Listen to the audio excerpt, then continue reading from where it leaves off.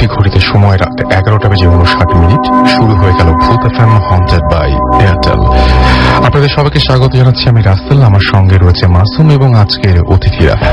আপনারা যে যেখানে বসে বা যে যেখান থেকে এই ভূত এফএম আজকের এই এপিসোডটি শুনছেন তাদের সবাইকে অনেক অনেক ধন্যবাদ আমাদের সঙ্গে থাকার জন্য, এবং আপনারা আছেন বলেই ভূত এফএম এতদূর পর্যন্ত এসেছে, এবং আশা করছি বাকিটা সময়ও আপনাদের মাধ্যমে আপনাদের সাথেই আমরা এগিয়ে যাব আরো বহুদূর। যাই হোক, আমরা শুরুতে জানিয়ে দিই যে আমাদের SMS করতে হবে কিভাবে। আমাদের SMS করার নিয়মটি হচ্ছে মোবাইলের মেসেজ অপশনে গিয়ে টাইপ করতে হবে ফুর্তি, FOORTI, ফুর্তি স্পেস দিয়ে লিখতে হবে আপনার নাম, তারপর আপনার SMS পাঠিয়ে দিতে হবে 9840 নাম্বারে।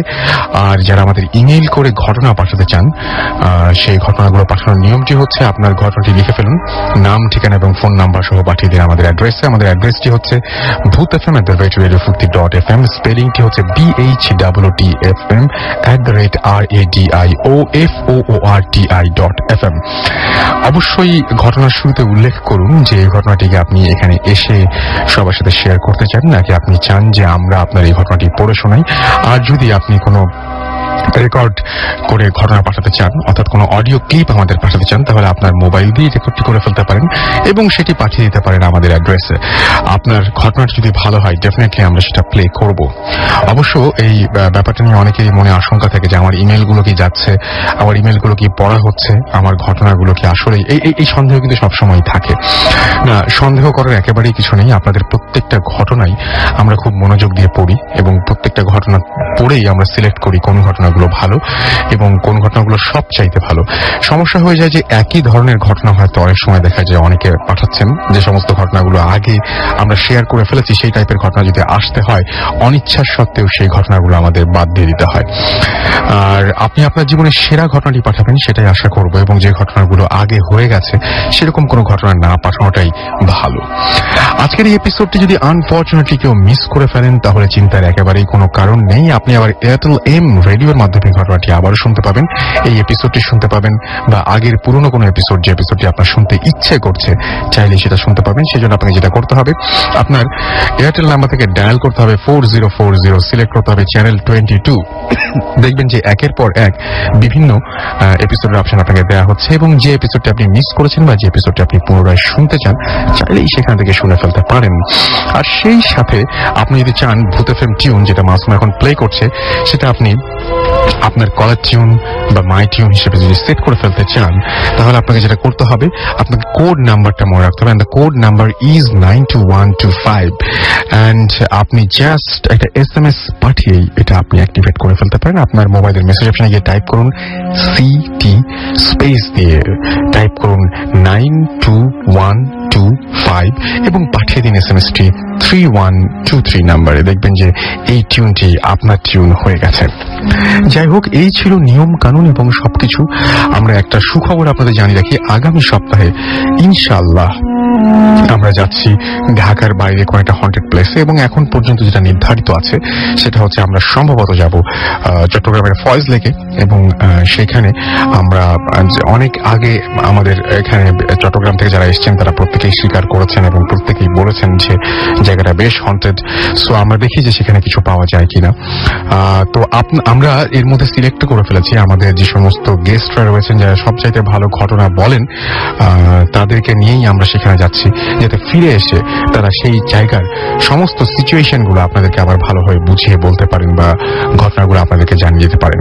সো আপনি এখানে পার্টিসিপেট করবেন কিভাবে? আমরা কিছু গেস্ট তো সিলেক্ট করেছি, আপনাদের মধ্যে থেকেও আরো কিছু গেস্ট আমরা সিলেক্ট করতে চাই। সো আপনি যদি কনফিডেন্ট হন এবং আপনার যদি সেই কনফিডেন্স থাকে যে আপনি ওখানে দেখা ঘটনাগুলো সুন্দরভাবে আমাদেরকে সবাইকে জানিয়ে দিতে পারবেন বা সবার সাথে শেয়ার করতে পারবেন, তাহলে আপনিও পার্টিসিপেট করতে পারেন SMS এর মাধ্যমে এবং ইমেইলের মাধ্যমে আমাদের সাথে। যাই হোক, চলে যাচ্ছি ঘটনায়। এবং আমরা প্রতিবারই বলি যে অনেকেই থাকেন যারা এখানে এসে ঘটনা বলতে পারেন না। সেক্ষেত্রে দেখা যায় যে ঢাকার বাইরে অনেকে থাকেন, অনেকে দেশের বাইরে থাকেন, তারা ইমেইল করেন এবং তাদের ইমেইলগুলো আমরা পড়ে শোনাই আপনাদের। সেরকম একটা ইমেইল দিয়ে শুরু করছি আজকের ভূত এফএম হন্টেড বাই এয়ারটেল। লিখছেন আমাকে, রাসেল ভাই কেমন আছেন? আমি মিঠু, নওগাঁ নওগাঁ জেলা সদরে আমার বাড়ি। আমার জীবনে ঘটে যাওয়া একটা ভয়ঙ্কর ঘটনা আজ আমি আপনাদের সাথে শেয়ার করব। ঘটনাটা মনে পড়লে আজও আমি নিস্তব্ধ হয়ে যাই। ঘটনাটা ঘটে আজ থেকে প্রায় 3 বছর আগে। আমি পাশেই আমি পেশায় একজন ঠিকাদার।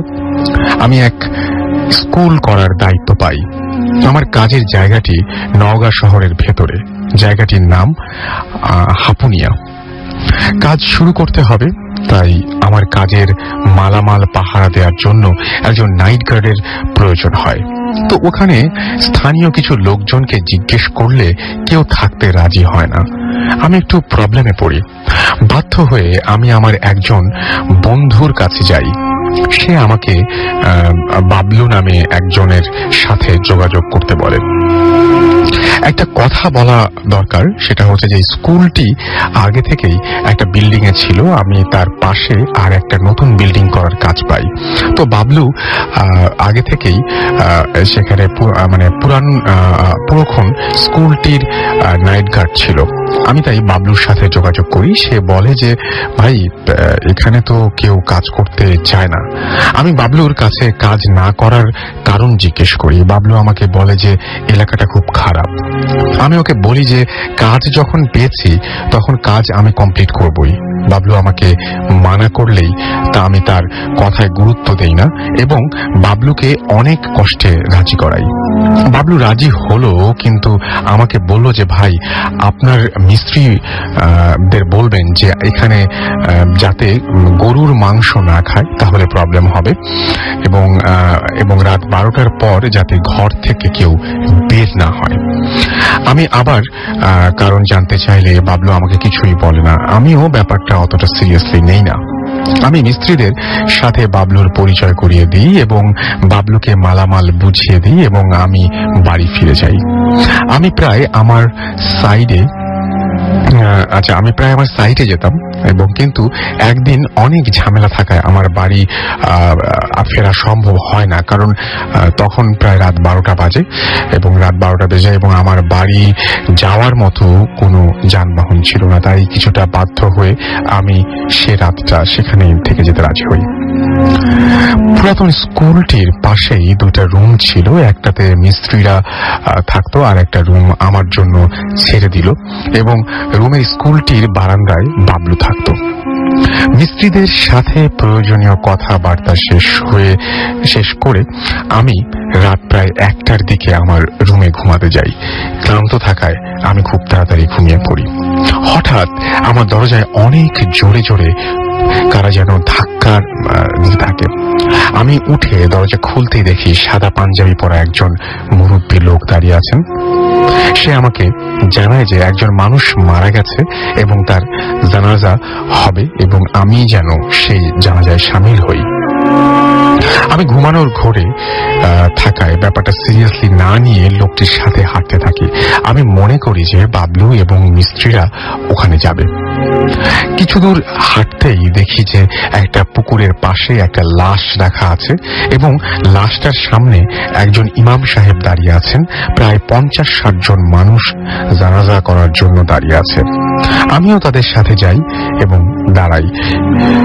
কিন্তু কিছুক্ষণ পর আমার ঘুমের ঘোর কেটে গেলে আমি বুঝতে পারি যে কোনো সাধারণ জানাজা এটি নয়, এবং জানাজা সাধারণত হয় 5-6 মিনিটের, কিন্তু এটা প্রায় 20 মিনিট হতে চলেছে। শেষ হওয়ার কোনো লক্ষণই আমি পাচ্ছিলাম না। আমি তখন মনে মনে আমার মিস্ত্রিদের খুঁজতে থাকি, কিন্তু তাদের কাউকে আমি পাই না। হঠাৎ আমার চোখ পড়ে জানাজায় দাঁড়ানো মানুষদের পায়ের দিকে।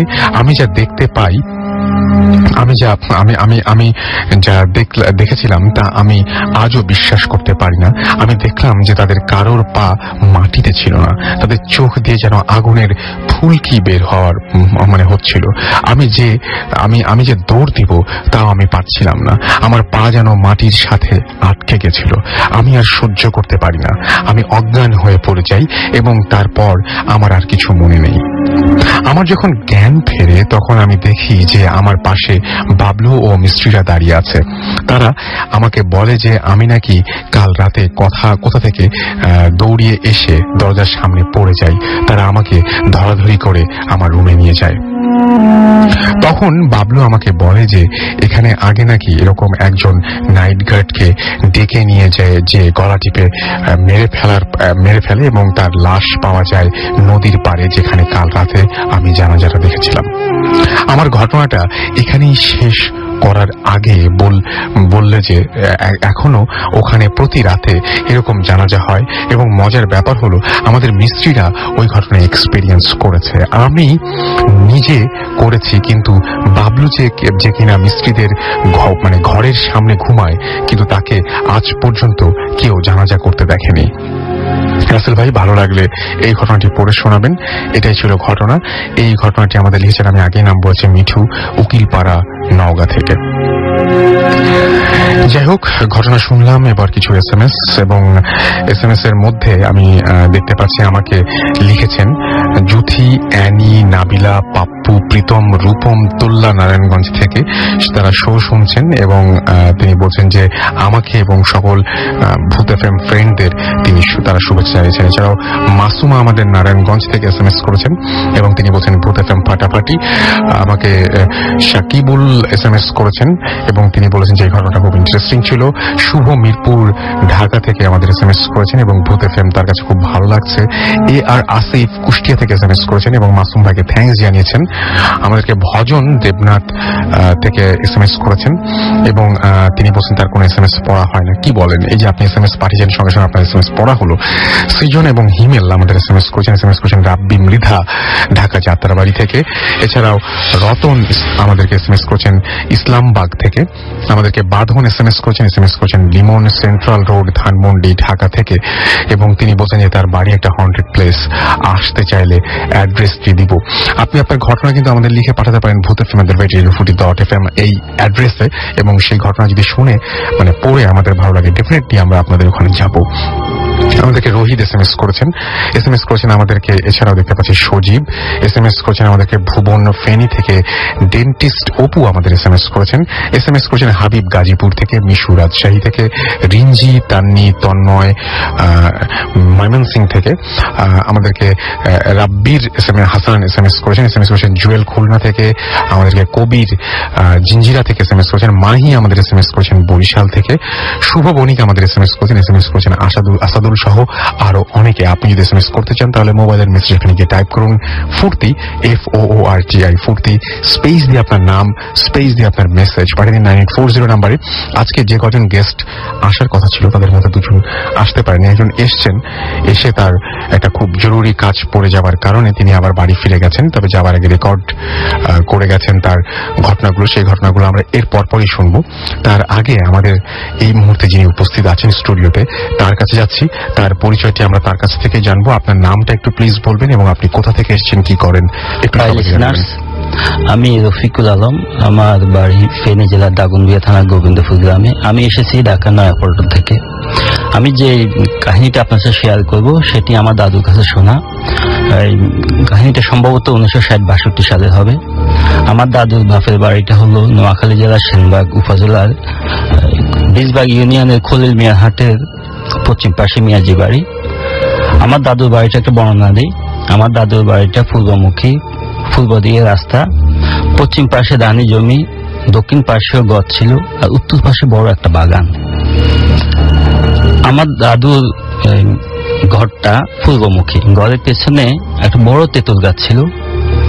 একদিন আমার দাদুর মা ফাঁকে থেকে সারাতে ঘর থেকে বের হলেন। সেদিন ছিল চাঁদনি রাত, চারদিকে চাঁদের আলো।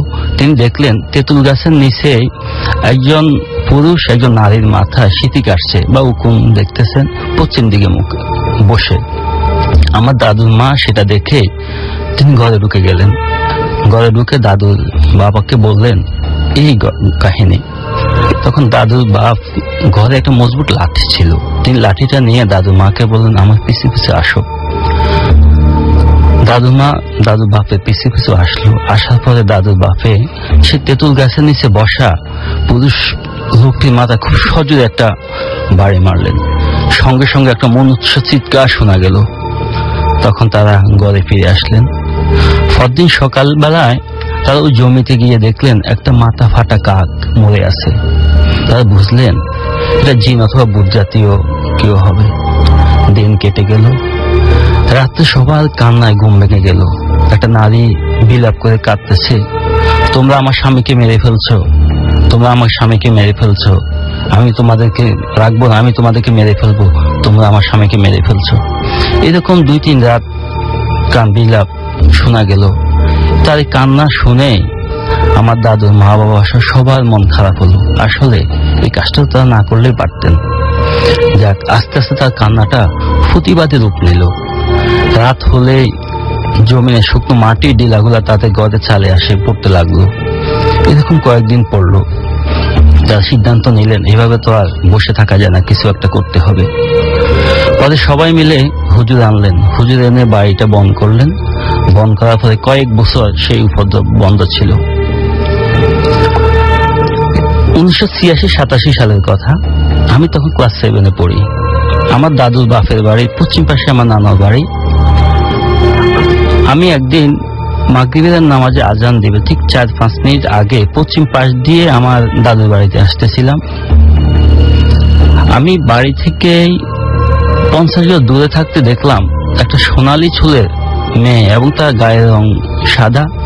সে আমাকে দেখে বাড়ির দক্ষিণ পশ্চিম কোণে যে ডোবা ছিল ডোবার মধ্যে নেমে গেল। আমি দুটোই খেয়াল করলাম যে নেমে গেল। আমি তাকে দেখতে আসলাম যে কোন মেয়ে আমার সাথে লুকোচুরি খেললো। পরে আমি তাকে খুঁজতেছি, তাকে দেখতে পারলাম না। হঠাৎ আমার মনে হলো এই বাড়িটা হন্টেড, এখানে তো এরকম কিছু ঘটে। আর এই বাড়িতে তো সোনালি চুলের কোনো মেয়ে নেই, অথবা সাদা চামড়ারও কোনো মেয়ে নেই। আমি যখনই কথাটা ভাবতেছিলাম তখনই আমার লোমকূপগুলো দাঁড়িয়ে গেল এবং আমার পা অবশ হয়ে যাচ্ছে। আমি হাঁটতে পারতেছি না। তবু আমি খুব জোরে দৌড়ালাম। জোরে দৌড়াইয়ে অনেক সামনে দিয়ে ঘুরে বাড়িতে ঢুকলাম। ঢুকে দাদুকে বললাম, সবাইকে বললাম যে এই ঘটনা এটা হচ্ছে আমার দেখা ঘটনা। এরপরে তাদের বাড়িতে জিন ভূতের নতুন করে উপদ্রব শুরু হলো। এখন আমার দাদুর মাও বেঁচে নেই, বাপও বেঁচে নেই, দাদু আছে, দাদু এখন বৃদ্ধ। এই ঘটনা যখন দেখলো প্রতিদিন রাতে ছোটখাটো ঘটনা ঘটে, তখন আবার তারা সিদ্ধান্ত নিল যে না, আবার বাড়ি বন্ধ করতে হবে। এক খুব গভীর রাত, গভীর অন্ধকার রজনী, অমাবস্যা রাতে হুজুর ডেকে আনা হলো। হুজুর সহ 8 জন সাহসী মানুষ তাদের সাথে আসলো। 4 জনকে 2 জন করে বাড়ির উত্তর পূর্ব কোণে, দক্ষিণ পূর্ব কোণে এবং দক্ষিণ পশ্চিম কোণে দিলেন এবং 4 জনকে দিলেন উত্তর পূর্ব কোণে, যেখানে ঘন জঙ্গল। সবার হাতে একটা বোতল দেওয়া হলো এবং বোতলের ভিতরে একটা তাবিজ দেওয়া হলো। সবাইকে বললো যে যখন আজান হবে, আজান শেষ হওয়ার সাথে সাথে বোতলটা মাটি দিয়ে পুঁতে ফেলতে হবে। সবাই যেখানে চলে গেল। হুজুর বাড়ির মাঝখানে রইলেন, হুজুরের সাথে আরেকজন আছেন। বাড়ির মাঝখানে যখন রাত 12টা বাজলো, মহিলাদেরকে বললো যে কেউ দরজা খুলবেন না, সবাই দরজা বন্ধ হয়ে থাকবেন। ঠিক রাত 12টার দিকে হুজুর আজান দিলেন। আজান দেওয়ার সাথে সাথে বাড়ির 4 কোণ থেকে একসাথে আজানের ধ্বনি শোনা শুরু হলো। বিশ্বাস করেন রাসেল ভাই, সেই সময় শুরু হলো যুদ্ধ। বাড়ির সমস্ত গাছপালাকে যেভাবে ঘূর্ণিঝড় হয় নাড়াইতেছে এবং ডালপালাগুলো ভেঙে ফেলতেছে। নরম তুলা গাছের নরম ডালগুলোকে তারা ভেঙে ফেললো। শুকনো নারকেল গুলাকে এদিক সেদিক ছুঁড়ে মারলো। অনেকগুলা ফাঁকি চেঁচামেচি করলো, উঠতেছিল। এটা দেখে তো আমরা বুঝতেছি ঘর থেকে খুব ভয় পেয়েছি। হুজুর তো আগে বলছে ভয় পাওয়া চলবে না। তারপরে একসময় আজান শেষ হলো। আজান শেষ হওয়ার সাথে সাথেই সবাই এই বোতলটাকে মাটিতে পুঁতে ফেললো। পুঁতে ফেলার পর যুদ্ধ থেমে গেল, সব নীরব হয়ে গেল। কিন্তু রেখে গেল ধ্বংসস্তূপ, ডালফালা, গাছ ভাঙ্গা, সবকিছু রেখে গেল।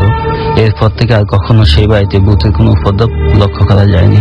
এটা ছিল আমার প্রথম ঘটনা। ওকে, আপনার প্রথম ঘটনার জন্য আপনাকে অনেক ধন্যবাদ। আমরা এরপরে একটা রেকর্ড ফাইলে যাব এবং আমি বলেছিলাম যে আজকে আমাদের এখানে ঘটনা বলতে এসেছিলেন, আপনাদের সাথে শেয়ার করতে এসেছিলেন ফারহান, এবং তার কিছু পারিবারিক ঝামেলার কারণে আবারও ফিরে যেতে হয়েছে। তো আমরা তাকে শুধু ফিরে যেতে দেয়নি, আমরা তার ফাইলটি আর তার ঘটনাটি আমরা রেকর্ড করে রেখেছি এবং সেই ঘটনাটি আমরা এখন তার কাছ থেকে শুনবো।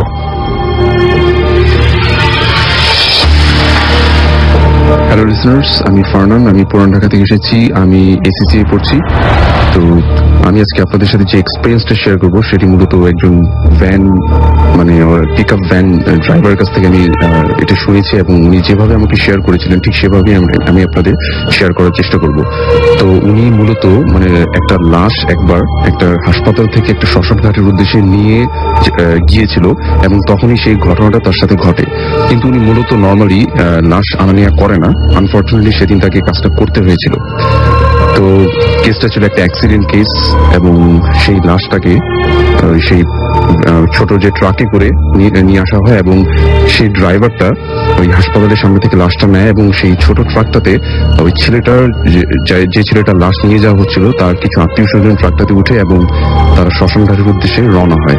তার সেফ অ্যান্ড সাউন্ড সেই শ্মশান ঘাটে পৌঁছে যায়, তাদের কোনো প্রবলেমই হয় না। কিন্তু আসল প্রবলেমটা হয় তখনই যখন ওই ট্রাক চালক এবং তার সাথে থাকা যে হেল্পারটা যখন তারা ব্যাক করে, ঠিক তখনই ওনারা ব্যাক যখন করে তখন বেশ কিছু দূর যখন তারা রওনা হওয়ার বেশ কিছু দূর যখন পর তারা হঠাৎ করে যেটা হয় যে তার পাশে থাকা যে হেল্পারটা সে ঘুমিয়ে পড়ে, এবং যে চালক ড্রাইভার সে হঠাৎ করে তার মনে হয় যে তার ট্রাকের পেছনে যেখানে কিছুক্ষণ আগে একটা লাশ ছিল এবং লাশের সাথে বেশ কিছু তার রিলেটিভস ছিল, তখন যেরকম কথাবার্তার শব্দ শোনা যাচ্ছিল ঠিক এখনো ঠিক সেরকম শব্দ শোনা যাচ্ছে, এবং তার কাছে মনে হচ্ছে যে তার ট্রাকে তারা দুজন না আরো 5-6 জন তার ট্রাকে রয়েছে। তখন সে একটু ঘাবড়ে যায়। তখন তার মনে হয় যে না, কিছুক্ষণ আগে তো আমি লাশটা নামিয়ে দিয়ে আসছি, তো ট্রাকে আবার কে উঠলো, এই শব্দগুলো কোত্থেকেই আসছে। তখন সে যেটা করে যে তার যে সাইডে তার রাস্তার দিকে ভালো মতো দেখে, এবং সে দেখে যে না, পেছনে একদম ট্রাকটা খালি, কিন্তু তখনও দিব্যি অনেকগুলো মানুষের কথা বলার শব্দ শোনা যাচ্ছিল। সে তখন সাথে সাথে ঘাবড়ে যায়, এবং সাথে সাথে তার পাশে থাকা হেল্পারটাকে ঘুম থেকে জাগিয়ে তোলে, এবং হেল্পারটাকে বলে যে তুমি একটু ভালো মতো চেক করে দেখো। তো তারা ট্রাকটা থামায় না, তো হেল্পারটা ট্রাকটা চলন্ত অবস্থাতেই চেক করে, এবং হেল্পারটা যেটা দেখে যে পেছনে একদমই কেউ নেই, কোনো শব্দও নেই। তখন ট্রাক চালকটাও দেখে যে না, আসলেই তো কোনো শব্দ হচ্ছে না, তাহলে সেই একটু আগে কি শুনলো এগুলা। সে মনে করে যে না, হয়তোবা আমি হ্যালুসিনেট করেছি, কেননা সারাদিন আমি অনেক জার্নি করেছিলাম, এই কারণে হয়তোবা কোনো কিছু হ্যালুসিনেশন ছিল সেটা। সে মনে করে যে না, ইটস ওকে। সে তখন তার ড্রাইভিং এ মনোযোগ দেয়, এবং সে সামনের দিকে চলতে থাকে। ঠিক বেশ কিছু দূর যাওয়ার পরে এরপর যেটা ঘটলো সেটা হেল্পার এবং ড্রাইভারের একসাথে ঘটলো। এরপর যেটা হলো, ড্রাইভার এবং হেল্পার দুজনই একটা অদ্ভুত রকমের শব্দ তাদের ট্রাকের পেছন থেকে শোনা শুরু করলো, এবং সেটা ছিল যে অনেকটা খটমট খটমট একটা শব্দ। আমরা যখন অনেক সময় একটা শ্মশান ঘাটে যখন কয়েকটা লাশ পড়তে দেখি, তখন যেমন একটা লাশ পড়ার সময় যে লাশটার হাড়গুলো যেমন যেভাবে ভাঙা শুরু করে আগুন থেকে পড়ার সময়, ঠিক সেরকম একটা শব্দ তারা শুনতে পেল, এবং মনে হচ্ছে যে অনেকগুলো লাকড়ি পিছনে পড়ছে এরকম একটা শব্দ, এবং একটা পোড়া গন্ধ হঠাৎ করে তারা শুনতে তাদের নাকে আসলো। তো তখন তারা বেশ ঘাবড়ে গেল যে এগুলো কি হচ্ছে তাদের সাথে। তো ড্রাইভারও বেশ ঘাবড়ে গেল, এবং হেল্পারও বেশ ভয় পেয়ে গেল। তখন তারা যেটা করলো, তারা মনে করলো যে হয়তোবা তাদের গাড়িতে কোনো টেকনিক্যাল প্রবলেম হয়েছে। সাথে সাথে তারা ট্রাকটা থামিয়ে দিল, এবং তারা পেছনে যে ভালো মতো চেক করলো, তারা দেখলো যে না, পেছনে কোনো কিচ্ছু নেই, তখন কোনো গন্ধও নেই। তারা গাড়ি থেকে যখন নেমে গেল তখন কোনো শব্দও শুনতে পেল না, তাদের নাকে কোনো গন্ধও গেল না। তো তারা তখন বেশ অবাক হলো, এবং দেখলো যে না, গাড়িতে কোনো টেকনিক্যাল প্রবলেমও নেই। তখন তারা যেটা করলো যে ভয় পাওয়া শুরু করলো, এবং তারা তৎক্ষণাৎ গাড়িতে উঠলো, এবং তারা চিন্তা করলো যে না, তারা আর গাড়িটা থামাবেই না। তারা যদি আশেপাশে কোনো হাট বাজার বা কোনো লোকজন দেখে তাহলে তারা গাড়িটা থামিয়ে দিবে, এবং আজকে রাতে আর গাড়ি চালাবেন এরকম একটা সিদ্ধান্ত নিল। কিন্তু তারা জানতো না যে তার সামনে তাদের জন্য আরো বড় কিছু ভয়ানক কিছু একটা ওয়েট করছে। তারা গাড়িটা স্টার্ট করলো, ট্রাকটা স্টার্ট করলো, এবং তারা বেশ কিছু দূর গেল।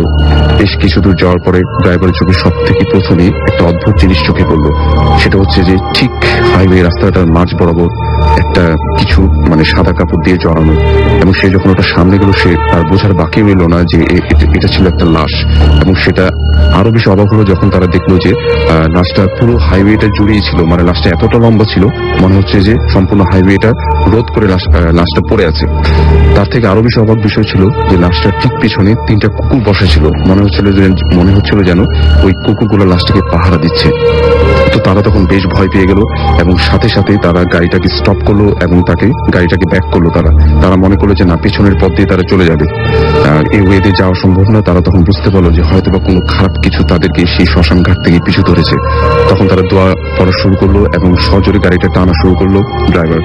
কিন্তু না, হঠাৎ করে একটা কালো কুকুর হঠাৎ করেই মানে অচমকা ড্রাইভারের সামনের যে চাকা ছিল গাড়ির, সেটার নিচে এসে পড়ে গেল এবং ড্রাইভার সচক্ষে দেখলো যে কুকুরটা সাথে সাথে চাকায় পিষ্ট হলো এবং তখন যখন সে ব্রেকটা কষলো তখন তাদের যে ট্রাকটা সেটা পাশে একটা ছোট খাদে পড়ে গেল। এরপর ড্রাইভার এবং তার সাথে থাকা হেল্পার তারা দুজনেই নিজেদেরকে খুঁজে পায় একটা হাসপাতালে এবং তারা যখন জানতে পায় যে তাদের ট্রাকটা রাতে অ্যাক্সিডেন্ট হয়েছিল এবং তারা যখন আশেপাশের মানুষরা তাদেরকে ভোরে তাদেরকে সেখান থেকে উদ্ধার করে আহত অবস্থায় এবং তাদেরকে হাসপাতালে নিয়ে আসে। তো ড্রাইভার পরে জানতে পারে যে সেই যে কুকুরটা যে অ্যাক্সিডেন্ট করেছিল সেটা আসলে কোন কুকুরের কোনো অ্যাক্সিডেন্টই হয়নি, সেখানে কিছুই পাওয়া যায়নি সেখানে। তো এই ঘটনাটি রাসেল ভাই আমাকে ড্রাইভার শেয়ার করেন এবং যেটা হয় যে এরপর উনি বলেন যে এরপরে এরকম কোনো লাশ নিয়ে সে আর কখনই আনা নেওয়া করেনি। এই ছিল আমার ঘটনা। Thank you. অনেক অনেক ধন্যবাদ ফারনানকে যে তার ঝামেলার পরেও তিনি আমাদের এখানে এসেছিলেন এবং তার এই ঘটনাটি শেয়ার করে গেছেন। আমি কিছু SMS পড়ে ফেলি। আমাকে ফিরোজ নোয়াখালী থেকে SMS করেছেন, আমাদেরকে শামিমা বাসাবো থেকে SMS করেছেন, SMS করেছেন আমাদেরকে ইসমাইল এবং তারা 15 জন বন্ধু মিলে একসাথে শুনছেন। আমাকে প্রিন্স মালিবাগ থেকে SMS করেছেন এবং মাসুম ভাইকে থ্যাঙ্কস জানিয়েছেন এবং আমাদেরকে SMS করেছেন ডক্টর রিজভি, SMS করেছেন সুদীপ্ত গুলশান থেকে, আমাদেরকে আশিক ওয়াসা চট্টগ্রাম থেকে SMS করেছেন, মিল্টন নরসিংদী দাসপাড়া থেকে SMS করেছেন। আচ্ছা, মিল্টন আমাকে জিজ্ঞেস করেছেন তার ইমেল পেয়েছি কিনা। হ্যাঁ, আপনার ইমেল পেয়েছি, আমরা আরো ভালো ঘটনা আপনার কাছে এক্সপেক্ট করছি। সজীব খান আমাদের SMS করেছেন আমাদেরকে ডিমন রাসেল। আচ্ছা, ডিমন SMS করে জানিয়েছেন যে রাসেল ভাই, this is my first SMS। আপনার প্রথম SMS পাঠানোর জন্য আপনাকে অনেক ধন্যবাদ। নোমা আমাদেরকে SMS করেছেন এবং আমাদেরকে SMS করেছেন পিয়াল রাতুল, SMS করেছেন আমাদেরকে নুরুদ্দিন, এছাড়া আমাদেরকে মোস্তফা SMS করেছেন, আমিন SMS করেছেন মিঠুন, জিমি ভূত SMS করেছেন আমাদেরকে, কবির আমাদেরকে জিনজিরা থেকে SMS করেছেন, দিশা আমাদের SMS করেছেন খুলনা থেকে, এছাড়াও আমাদেরকে মোহাম্মদ আলাউদ্দিন SMS করেছেন আমাদেরকে হ্যাংলা ভূত, SMS করেছেন আমাদেরকে সাদিকুর রহমান, এছাড়াও আমাদেরকে মিশন SMS করেছেন ইথিকা, এছাড়াও আমাদের দেখতে পাচ্ছি SMS করেছেন শান্তি, SMS করেছেন রনিত, SMS করেছেন তারিক এবং কৃষ্ণা, জুনায়েদ আমাদেরকে SMS করেছেন তামিম এবং জীবন রাজশাহী থেকে আমাদেরকে, এছাড়াও রাব্বি SMS করেছেন ভুবন, SMS করেছেন আমাদেরকে SM বাহার, ম্যাজিক মুন্না সহ আরো অনেকে। আপনি যদি SMS করতে চান তাহলে মোবাইলের মেসেজ ওখানে গিয়ে টাইপ করুন ফুর্তি, FOORTI ফুর্তি, স্পেস দিয়ে আপনার নাম, স্পেস দিয়ে আপনার মেসেজ পাঠিয়ে দিন 9840 নম্বরে। ছোট্ট একটা বিরতি নিতে হবে আমাদের এবং বিরতির পরে আমরা আবারও ফিরে আসবো। সুতরাং আমাদের সঙ্গেই থাকুন। স্টে টিউনড টু রেডিও ফুর্তি and don't stop the ফুর্তি।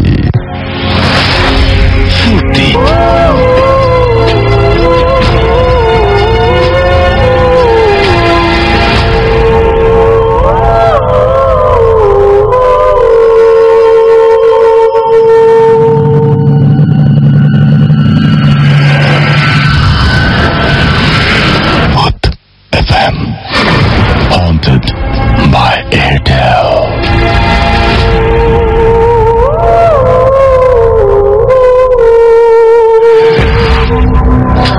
শুনছেন সব সময় রেডিও ফুর্তি, চলছে ভূত FM হন্টেড বাই এয়ারটেল। আমি রাসেল আছি, সাথে আমার সাথে রয়েছে মাসুম এবং আজকের অতিথিরা।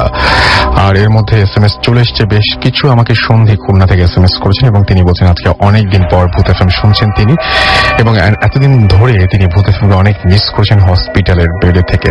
আপনি সুস্থ হয়ে ফিরে এসেছেন, এই জন্য আপনাকে আমি কি বলবো, যে আমি বলছি যে আমরা অনেক খুশি হয়েছি এটা জেনে এবং আপনার সুস্থতা কামনা করছি এবং আশা করছি সবসময় এখন যেভাবে আছেন সেভাবে যেন আমাদের সঙ্গে থাকেন। শিথিল আমাদের লিখেছেন যে আপনাদের সব ঘটনাগুলোর শেষ কেন সেন্সলেস দিয়ে হয়? আচ্ছা, প্রথম কথা হচ্ছে যে আমি আপনার সাথে আপনার এই কথাটার আপত্তি জানাচ্ছি যে সব ঘটনা শেষে যে সেন্সলেস হয় এটা ঠিক নয়। আপনি যদি সবগুলো ঘটনা শুনে থাকেন তাহলে ডেফিনেটলি আপনার এটা বলা উচিত নয়। আর আরেকটা কথা সেটা হচ্ছে যে হ্যাঁ, ম্যাক্সিমাম ঘটনা দেখা যায় যে লাস্টে সেন্সলেস হয়েছে। যদি আপনি উত্তর চান তাহলে আমি বলবো যে এটা কোনো কমেডি শো না যে লাস্টে আপনি ঘটনা শেষে হাসতে হাসতে গড়িয়ে পড়বেন, বা এটা কোনো কনসার্ট না যে আপনি ভূত দেখবেন তারপরে বলবেন থ্যাংক ইউ আমাকে দেখা দেওয়ার জন্য, তারপরে হাততালি পাবে ভূত প্রচুর পরিমাণে বা জিন যাই হোক না কেন প্রচুর হাততালি পাবে। এটা সেরকম কোনো শো না, মানে সেরকম কোনো জিনিস না দেখার মতো যে যেটা লাস্টে আপনি খুব আনন্দিত হবেন, সেরকম কোনো ঘটনা না। আবার এটা খুব দুঃখের কোনো বিষয় না যে আপনি দেখে খুব ভাববেন যে ভাই আমি কেন দেখলাম বলে কান্নায় গড়িয়ে পড়বেন, এরকম কোনো ব্যাপারও কিন্তু আসলে না। আমার মনে হয় আপনি উত্তর পেয়েছেন। রনিত আমাকে SMS করেছেন, আমাকে সায়র SMS করেছেন, SMS করেছেন আমাদের হেমায়তপুর থেকে উজ্জ্বল, এছাড়া অর্ণব আমাদের SMS করেছেন, সোহেল মাহমুদ আমাদের SMS করেছেন নরসিংদী থেকে, জুয়েল আলাল অভি, আশিক, সেলিম, রাকিব আমাদের SMS করেছেন ময়মনসিংহ থেকে, মুরাদ এবং সোহাগ আমাদের SMS করেছেন, মাহফুজ আমাদের SMS করেছেন, প্রথম SMS তার এটা, থ্যাংক ইউ আপনাকে SMS করার জন্য। আব্বাস আমাদের আলিয়াপুর থেকে SMS করেছেন, আলাইপুর থেকে SMS করেছেন। এছাড়া আমাদেরকে SMS করেছেন শান, SMS করেছেন সোহেল, SMS করেছেন মিমি এবং আরিফা চট্টগ্রাম থেকে, ইশাক ঢাকা থেকে SMS করেছেন আমাদেরকে। এছাড়াও আমাদেরকে SMS করেছেন মোহাম্মদ শিপ্রি সহ আরো অনেকে। আপনি যদি SMS করতে চান তাহলে মোবাইলের মেসেজ অপশনে গিয়ে টাইপ করুন ফুর্তি স্পেস দিয়ে আপনার নাম, স্পেস দিয়ে আপনার মেসেজ পাঠিয়ে দিন 9840 নাম্বারে। চলে যাচ্ছি আমরা আমাদের পরবর্তী ঘটনায় আমাদের গেস্টের কাছে। ধন্যবাদ আসল ভাই। প্রিয় লিসেনার্স, আমি যে কাহিনীটা এখন বলবো, যে ঘটনাটা বলবো, সেটা সরাসরি ভূতের কোনো ঘটনা নয়। সেটা হচ্ছে আমার জীবনে চরমভাবে ভয় পাওয়ার একটা ঘটনা। ঘটনাটা ঘটে 1991 সালের ডিসেম্বর মাসে। আমি সে সময় বেড়াতে গিয়েছিলাম চট্টগ্রামের একেবারে উত্তরের থানা ফটিকছড়ি বাগানবাজার ইউনিয়নের আলমপুর গ্রামে আমার ফুফুর বাড়িতে, আমার ফুফাতো ভাইয়ের বিয়ে পরবর্তী এক অনুষ্ঠানে। আমার ফুফুর বাড়িটা ফেনী রামগড় মহাসড়ক থেকে প্রায় 3 কিলোমিটার ভিতরে নতুন বাজার এলাকা। আর ফুফাতো ভাই বিয়ে করেছে মহাসড়কের পাশেই নবীনগর গ্রামে। সেদিন দুপুরবেলায় ফুফুকে বলে আমি ফুফাতো ভাইয়ের শ্বশুর বাড়িতে বেড়াতে যাই। কথা ছিল সেদিন আমি থাকবো, পরের দিন আসবো। কিন্তু আমি রাতে বিকালে ঘোরাফেরা করে রাতে খাওয়া দাওয়া করে, সেখানে অবশ্যই সন্ধ্যা রাতে সবাই খাওয়া দাওয়া করে ফেলে। আমি সন্ধ্যা রাতে খাওয়া দাওয়া করার পরে বুঝলাম যে এখানে থাকা আমার পক্ষে সম্ভব না। কেন থাকতে পারবো না সেটা ব্যাখ্যা করতে না পারার জন্য আমি দুঃখিত। আমি খাওয়া দাওয়া করে সবার থেকে, তাও ওই মাইজি তালতো ভাই বোনদের অনুরোধ অমান্য করে আমি রাস্তা নেমে পড়লাম। আমি যদিও মনে মনে ভয় পাচ্ছি, তবু আল্লাহকে স্মরণ করে নেমে পড়লাম। আমার বয়স তখন মাত্র 17। আমি স্থানীয় স্টেশনের নাম গার্ডের দোকান, সেখান থেকে একটা রাস্তা, বালুকাময় একটা রাস্তা নতুন বাজারের দিকে চলে গিয়েছে। সেই রাস্তা দিয়ে ওই এলাকার আনারস, কাঁঠাল এবং বালি দেশের অন্যান্য এলাকায় চলে যায়। চাঁদনি রাত, চাঁদর একটা রাস্তা, বালুকাময় একটা রাস্তা নতুন বাজারের দিকে চলে গিয়েছে। সেই রাস্তা দিয়ে ওই এলাকার আনারস, কাঁঠাল এবং বালি দেশের অন্যান্য এলাকায় চলে যায়। চাঁদনি রাত, চাঁদর আলো উদ্ভাসিত চারদিক। সেখানে আমি রাস্তা যখন নামলাম তখন রিক্সা দেখলাম, কিন্তু কোনো খালি রিক্সা পেলাম না। শেষ রিক্সাটাকে জিজ্ঞেস করলাম যে স্টেশনে আর কোনো রিক্সা অবশিষ্ট আছে কিনা। বললেন আর কোনো রিক্সা অবশিষ্ট নেই। অগত্যায় আমি একটা যাত্রী বোঝাই রিক্সার পিছনে চললাম। ভালো রাস্তা, রিক্সা বেশি জোরে চলতে পারে না। আমিও রিক্সার পিছনে চললাম। কিছু দূর যাওয়ার পর দেখলাম রিক্সাটা একটা টিলার উপরে সরু পথ দিয়ে একটা বাড়িতে ঢুকে গেল। ভয়ে আমার লোম খুব দাঁড়িয়ে গেল, আমার টেনশন বেড়ে গেল। আমি কিভাবে যাব এত দূরে? তবু আমি অনেক দোয়া দৌড় পড়লাম, পরে হাঁটা দিলাম। চাঁদ অনেক দূর পর্যন্ত চাঁদের আলো দেখা যাচ্ছে। পাহাড়ি রাস্তা, পাহাড়ের বুক ছিঁড়ে বয়ে যাওয়া রাস্তা, একেবারে আমি নতুন, আর কখনো এই রাস্তা আমি যাইনি। দূরের গাছের ছায়াগুলাকে মনে হচ্ছে কেউ যেন দাঁড়িয়ে আছে। কলা গাছের পাতাগুলাকে মৃদু বাতাসে মনে হয় আমাকে ডাকছে, আবার নিষেধ করতেছে। সে এক ভয়ের। রাসেল ভাই, এটা বলে বোঝানো যাবে না যে নতুন আমি এত অল্প বয়সে সে এত রাতে সেই ফটে মারিয়ে চলছে। চারদিকে নিজুম, কোনো শব্দ নেই, যে পোকার শব্দ। মাঝে মাঝে শিয়াল, মেসোবাগ এবং বন বিড়ালগুলো আমার পাশে ছু মেরে পাশে পাশে চলে যাচ্ছে। ফুফাতো বাড়ির কাছে শোনা এই ফতের কিছু কিছু ভাগকে রাতে জিন এবং ভূত দেখা যায়। ঠিক সেই ভাগগুলা থেকে আসলে আমার মনে হয় যে আমার সামনে হয়তো জিনভূত পড়ে যাবে। আমি আরো ভয় পেয়ে যাই। আমি খুব দ্রুত গতিতে সেই পথটাকে অতিক্রম করে যাই। এরকম খুব দৌড়াইতেছি। কিছু দূর যাওয়ার পর দেখলাম একটা সরু পাহাড়ের উপর থেকে একটা পথ নেমে এসেছে। সেই পথে একটা মানুষের মুখোমুখি আমি হয়ে গেলাম। বললো, এত দৌড়াচ্ছ কেন? আমি বললাম, আমার সামনে জন আমাকে পেছনে রেখে সামনে এগিয়ে গেছে, তাকে ধরার জন্য দৌড়াচ্ছি। লোকটা বিশ্বাস করলো কিনা জানি না, কিন্তু আমি তাকে জিন ভেবে আরো দৌড়ালাম। কিছু দূর যাওয়ার পর একটা পাশের জঙ্গল থেকে একটা বাচ্চার কান্নার আওয়াজ শুনে আমি চিৎকার করে কারো নাম ধরে চিৎকার করলাম। আমি বুম কুকুর আমার দাঁড়িয়ে গেছে, আমার ঘামে শরীর ভিজে গেছে। আমার মনে এটা আছে যে কখনো জ্ঞান হারানো চলবে না। আমি যখন সেখানে বাজারে পৌঁছলাম, বাজারটা নতুন বাজার, রাত 9:30 বাজে, দোকানপাটগুলো সব বন্ধ হয়ে গেছে। সে সময় সে এলাকায় বিদ্যুৎ ছিল না, জেনারেটর দিয়ে তারা আলো সরবরাহ করতো, তাও 8টা পর্যন্ত। সেখানে আমার পরিচিত একটা দোকানদার ছিল, হাসান ভাই, কিন্তু তার দোকানে গিয়েও দেখলাম তিনিও নেই। আমার বিশ্বাস ছিল তাকে পাইলে হয়তো তিনি আমাকে বাড়ি পৌঁছে দেবেন। আমি কাউকে পাইলাম না। আমি বাজারের দক্ষিণ প্রান্তে গেলাম। উল্লেখ করা দরকার যে বাজার থেকে আমার ফুফুর বাড়ি প্রায় 1/2 কিলো। আমার ফুফুর বাড়িটা একটা পাহাড়ের উপরে, চারদিকে আনারস বাগান, কাঁঠাল বাগান। বাড়ির পূর্ব দিকে একটা ঝর্ণা পূর্ব দিক থেকে এসে উত্তর পাশ থেকে পশ্চিম দিকে চলে গেছে। ঝর্ণার উপরে একটা সাঁকো আছে, ইচ্ছে করলে যে কেউ লাফ দিয়ে ঝর্ণাটা পার হতে পারে। পূর্ব পাশে ঝর্ণার পাশে একটা দানি জমির পাশে একটা বড় পাহাড়, সেখানে কবরস্থান, আর সদ্য নির্মিত মাটি দিয়ে নির্মিত একটা মসজিদ। জঙ্গলের পাশে মসজিদটা। পাহাড়ের পাশে প্রায় 30 ফুট নিচে 15 ফুট গভীর একটা পুকুর খনন করা হয়েছে। পুকুরের প্রায় শান বাঁধানো গাছ ছিল। আমরা সেখানে গোসলও করতাম, বিকালে বসতাম। এই মসজিদে নামাজের সংখ্যা খুবই কম হতো। বাজারের পাশে মসজিদ বিদায় সবাই বাজারে নামাজ পড়তো।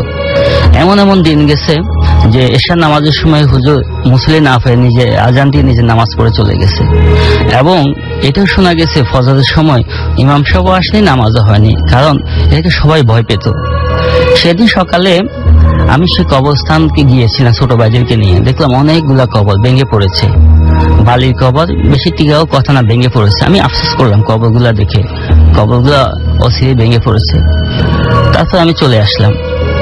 মূল ঘটনায় আসি রাসেল ভাই। আমি নতুন বাজার থেকে পশ্চিম দিকে রওনা দিলাম। কিছু দূর আসার পর দেখলাম একটা পাহাড়ি বড় গাছ, সেই গাছ থেকে একটা বিড়াল জাতীয় কিছু নিচে নেমে আসতেছিল। আমি দেখলাম সেটা নিচে নেমে এসে আমার দিকে তাকানোর পর একটু দূরে গিয়ে সেই আমাকে বেঞ্চি কেটে পাহাড়ের নিচের দিকে চলে গেল। আমি খুব প্রচন্ড ভয় পেয়েছি। পাশে একটা বাড়ি ছিল, আমি ইচ্ছে করলেও তাদেরকে ডাকতে পারতাম, কিন্তু আমি তো সে এলাকায় নতুন, ডাকলেও কি তারা আমাকে সাহায্য করবে? আমি সেই ভেবে আর ডাকিনি। আমি দৌড়াদৌড়ি করতেছিলাম। বিড়ালটা যখন নিচে নেমে গেল, আমি বুঝতেছি আমার পেছনে কেউ যেন দাঁড়িয়ে আছে। আমি হুট করে পেছনে দাঁড়ালাম, ঘুরলাম, দেখলাম কেউ নেই। আবার সামনে দাঁড়ালাম, সামনে তাকালাম, মনে হলো আমার চারপাশে যেন কেউ ঘোরাফেরা করছে। রাসেল ভাই, বনের বাঘের চেয়ে মনের ভাগে মানুষকে বেশি আহত করে, বেশি ভয় করে তোলে। আমারটা সেই ঘটনা ঘটেছে। আমি চলতে পারতেছি না। আমি ধীরে ধীরে, আমার পা যেন অবশ হয়ে যাচ্ছে। আমি ধীরে ধীরে পাহাড় বেয়ে নিচের দিকে আসতেছিলাম।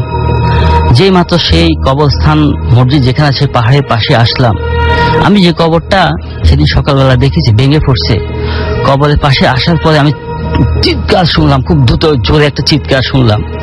চিৎকার শুনে আমি স্থির থাকতে পারিনি, আমি সজোরে দৌড়ালাম। আমার যখন জ্ঞান ফিরে, আমি তখন ল্যাপের নিচে। আমি জ্ঞান ফিরার পর ফুপুকে বললাম আমার কি হয়েছে। ফুপু বলল যে তুমি উঠানে এসে জ্ঞান হারাই ফেলছো, এখানে তোমাকে আমরা কাপড় টাপড় পরিষ্কার করে লেপের নিচে রেখেছি। বিশ্বাস করেন রাসেল ভাই, সেখান থেকে আমি কি দৌড়াই এসেছি নাকি কেউ আমাকে নিয়ে এসেছে আমি আজও বলতে পারিনি, কারণ সাঁকো দিয়ে এত দ্রুত গতিতে আসা কোনো মতেই সম্ভব না। সেই ঘটনা আজ থেকে 22 বছর আগে।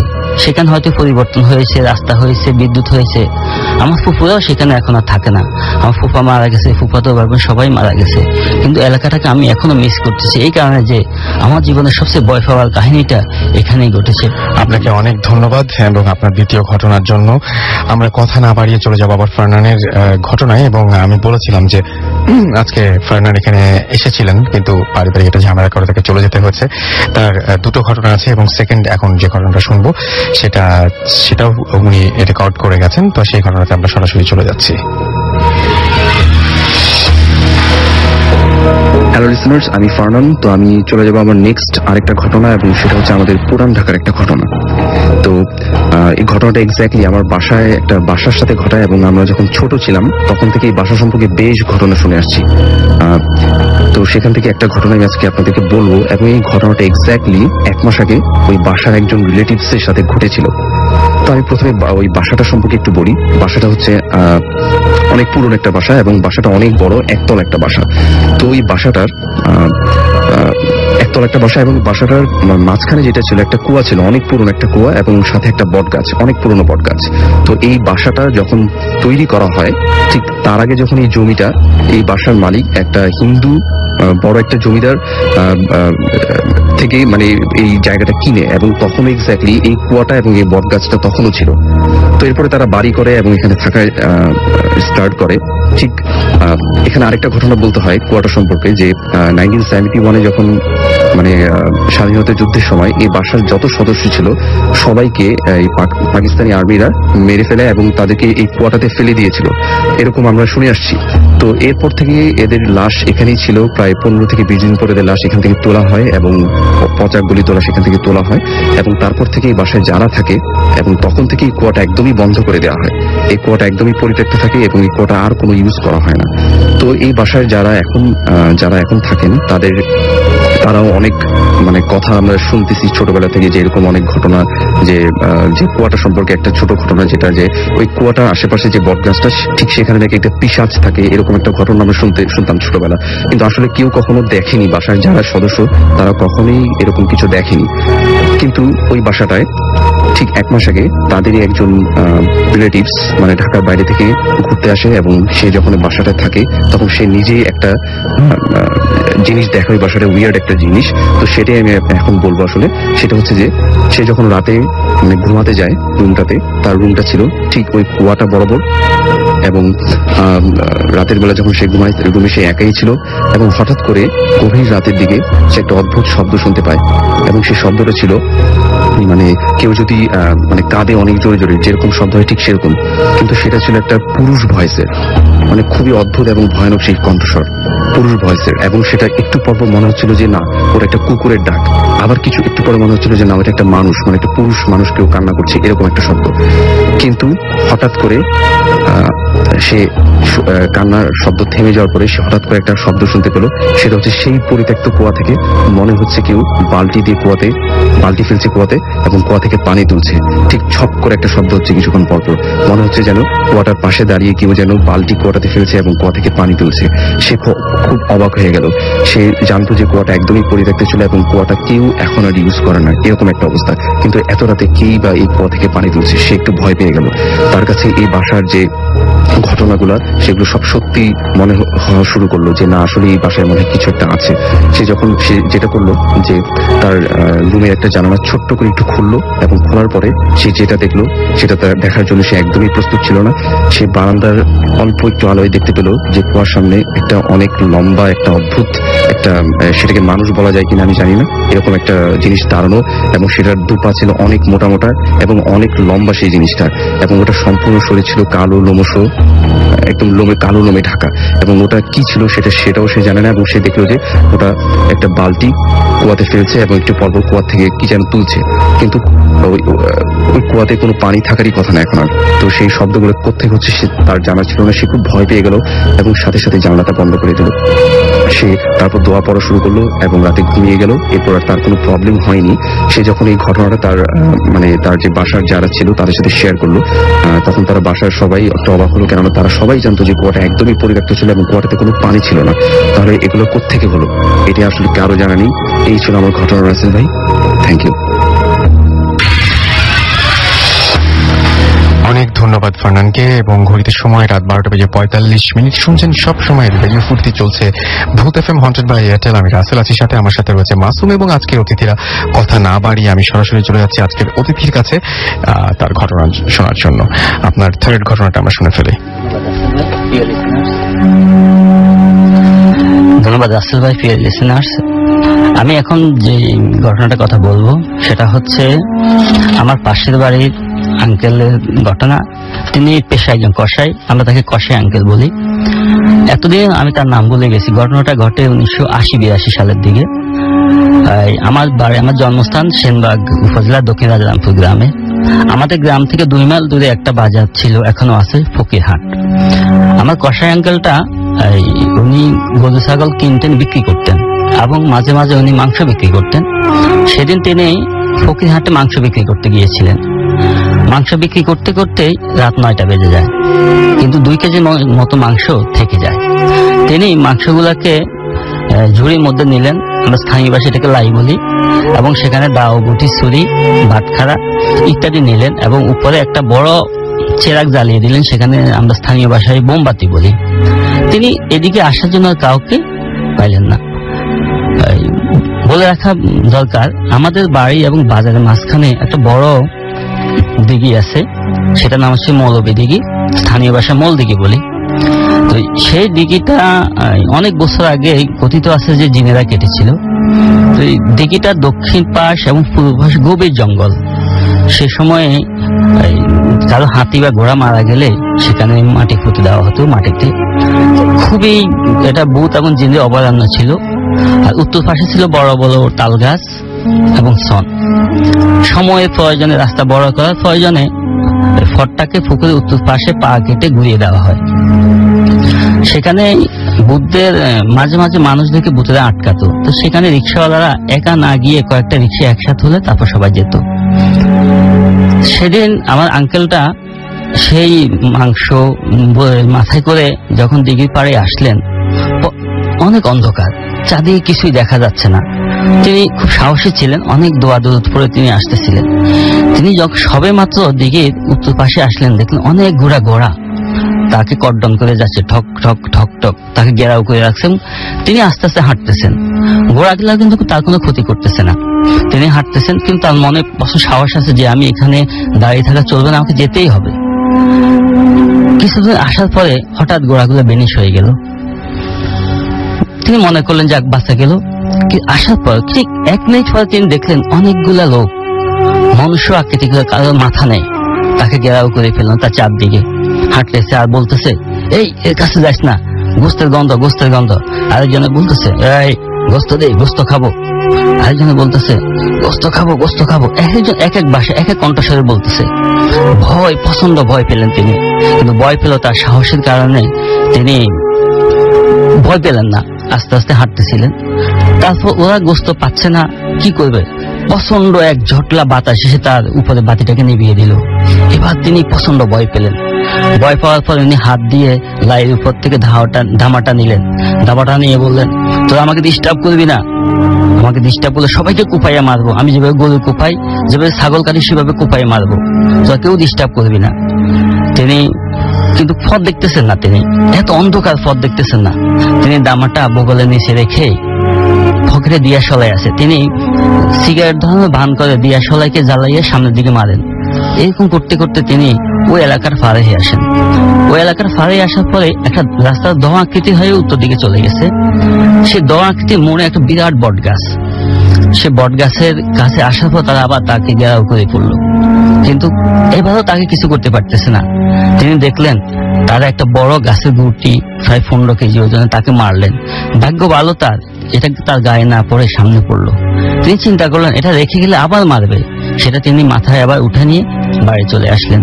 সে আঙ্কেলটা পরদিন এসে আমার ঘরে বসে কাহিনীটা বললো আমার চাচার কাছ থেকে। আমি আমার চাচাদের কাছ থেকে কাহিনীটা শুনেছি। রাসেল ভাই, আপনাকে অনেক ধন্যবাদ, অনেক ধন্যবাদ আপনার তৃতীয় ঘটনার জন্য। আমরা চলে যাব, আমাদের একটা ছোট্ট ব্রেক নিতে হবে এবং ব্রেকের পরপরই থাকবে আমাদের আরো একজন লিসনার, যিনি আজকে উপস্থিত হতে পারেননি, কিন্তু তার অডিও ক্লিপটি আমাদের কাছে পাঠিয়ে দিয়েছেন। সেই অডিও ক্লিপটি আমরা একটু পরেই সেটা আপনাদের কাছে শোনাবো। তো আমরা চলে যাচ্ছি একটা ছোট্ট ব্রেকে এবং ফিরে আসছি নতুন অতিথিদের নিয়ে। সেই পর্যন্ত সবাই আমাদের সঙ্গে থাকুন। স্টে টিউন টু রেডিও ফুর্তি এন্ড ডোন্ট স্টপ দ্য ফুর্তি। গাজীপুর। আমার আজকে ভূতের একটা অভিজ্ঞতার কথা জানাতে চাই। তখন ছিল 1993 সাল। আমি তখন কিশোরগঞ্জ জেলার করিমগঞ্জ ডিগ্রি কলেজের প্রভাষক। নতুন চাকরি, আমার বয়স তখন 26-27 হবে। তো একদিন তখন আমি ব্রহ্মপুত্র নদ পেরিয়ে গফরগাঁও থেকে আমাকে যেতে হতো। তো ব্রহ্মপুত্র নদ এটা খুব বর্ষাকালে খুব খরস্রোতা নদী, কিন্তু চৈত্র মাসে এই নদীটা মোটামুটি শুকিয়ে যায় বা হাঁটু জল থাকে, কিন্তু বেশ চৌড়া নদী। তো একদিন আমার বাবার অসুস্থতার কথা শুনে আমি সেই কিশোরগঞ্জের করিমগঞ্জ থেকে বিকাল বেলায় রওনা হই। তো সেখান থেকে কিশোরগঞ্জ পর্যন্ত প্রায় 10 কিলোমিটার, তারপর পাকুন্দিয়া হয়ে দত্তের বাজার, গফরগাঁয়ের দত্তের বাজার বলে নামের একটা জায়গা আছে, সেখান দিয়ে আমাদের যেতে হয়। দত্তের বাজার পাশ দিয়ে ব্রহ্মপুত্র নদী, এখানে নদী মাঝখানে চর, কিন্তু মূলত নদীটা এখানে 3-4 কিলোমিটার চওড়া। মাঝখানে অনেক ভয়ানক কিছু ঝোপঝাড় আছে। নদী দুটো নদী পার হতে হয়, দুটো শাখা নদী। পূর্ব পাশ দিয়ে অনেক চওড়া, কিন্তু হাঁটু জল। আবার কোথাও কোথাও ওই হাঁটু জলের ভিতরেই দেখা যায় যে গভীর জল রয়েছে। তো দিনের বেলায় মানুষ সাধারণত হেঁটে হেঁটে পার হয়। তো আমি সেদিন ছিল খুবই গুটগুটে অন্ধকার, চৈত্র মাস, খুব গুটগুটে অন্ধকার ছিল। আবার নদীর পাশে আসতে আসতে রাত প্রায় 12:30 বেজে গেল। তখন আমি চিন্তা করলাম যে যাবো কিনা, বা না গেলে আমি থাকবো কোথায়, এখানে থাকার মতো কোনো আত্মীয় স্বজনের পাশে বা আমার পরিচিত কেউ নেই। তখন সিদ্ধান্ত নিলাম যে আমি নদীর হাঁটু জল দিয়ে পেরিয়ে যাব। অনেক দুঃসাহস করে আমি ধীরে ধীরে নদীর দিকে এগোচ্ছি। নদীর দিকে যখন এগোচ্ছিলাম তখনই কিসের একটা আওয়াজ আমার কানে আসলো, ক্যাট ক্যাট করে আওয়াজটা করলো। তারপর পিছন দিক থেকে, কিন্তু পিছনে তাকিয়ে দেখি যে না, কোনো কিছুই নেই। আমি স্পষ্ট শুনতে পাই যে আওয়াজ, আমার পিছনে কে যেন হাসছে, কিন্তু পিছনে তাকালে আর কিছুই দেখি না। তো যেতে যেতে অনেকটা চর হেঁটে শেষ পর্যন্ত পানি যেখান দিয়ে বয়ে যাচ্ছে সেখানে এলাম। তো পানির মধ্যে আমি নামলাম। প্রথম হাঁটু জল, ধীরে ধীরে এগোচ্ছি। আবার পানির মধ্যে দেখা যায় কোনো জায়গায় দেখা যায় একটু বেশি গর্ত। তখন কিন্তু সেই যে আওয়াজ, সেটা কিন্তু আমার পিছনে ঠিকই হয়। তো হঠাৎ করে পিছনে দেখলাম যে একটা লাঠির মতো কি একটা উপরে ভাসে, আবার ডুবে যায়। তখন আমার ভিতরটা কেঁপে উঠলো। আমি অবশ্য এর আগে অনেক শুনেছি যে পানির মধ্যে কিন্তু অনেক ভূত থাকে বা এগুলি থাকে। তো আমার মনের ভিতরে সেই ভয় ঢুকে গেল। আমি অনেক ভয়ে এগোচ্ছিলাম। একসময় ভয় আমাকে এতটাই বেশি আক্রমণ করলো সেই শব্দ শুনে, এবং যখন আমি দেখলাম যে ওই লাঠিটা একবার নিচে যায় আবার উপরে উঠে, আমি ভয়ে একদম নিথর হয়ে গেলাম। অবশেষে আমার মাথা ঘুরতে শুরু করলো, আমি আর এগোতে পারছি না। হঠাৎ করে আমার চেতনা হলো যে আমাকে তো পার হতে হবে যে করেই হোক। তো আস্তে আস্তে এক সময় দেখলাম আমি যখন দেখলাম যে পানির গভীরে যাচ্ছি, এই তখন আমার ভয় আরো বেশি বাড়ছে। তখন ধীরে ধীরে এক সময় কোমর পানি হলো। কোমর পানি দিয়ে আমি ধীরে ধীরে যাচ্ছিলাম। হঠাৎ করে দেখি যে সেই যে লাঠিটা, সেটা অনেক দূরে চলে গেল, আবার দেখি সামনের দিকে আসছে। এবং এটা কিসে যে আমার মনে হলো যে পানির নিচ থেকে কেউ যেন এটাকে নিয়ন্ত্রণ করছে, এবং আসলে কিছু যে একটা ছিল এটা নিশ্চিত। অবশেষে অনেক দূর থেকে আমি কিছু চিৎকার চেঁচামেচি শুনতে পেলাম, মানুষের নামাজ, তখন আমার ভয় কিছুটা কেটে গেল। কিন্তু এই যে সেই যে লাঠির যে দৃশ্য এবং আওয়াজ, সেটা আমার মন থেকে আর মুছে যায়নি। এরকম একটা ঘটনা আমার ঘটেছিল। তবে আরো অনেক ঘটনা আছে, আমি আরো ভয়ানক ঘটনা, সেগুলি পরবর্তীতে আমি শোনাবো। সবাইকে ধন্যবাদ।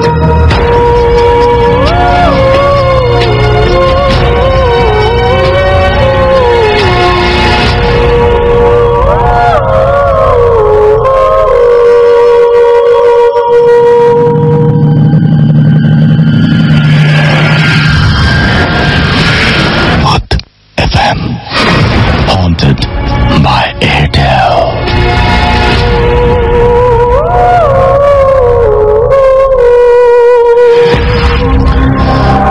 ঘড়িতে সময় রাত 12:59। শুনছেন সবসময় রেডিও ফুর্তি, চলছে ভূত এফএম হন্টেড বাই এয়ারটেল।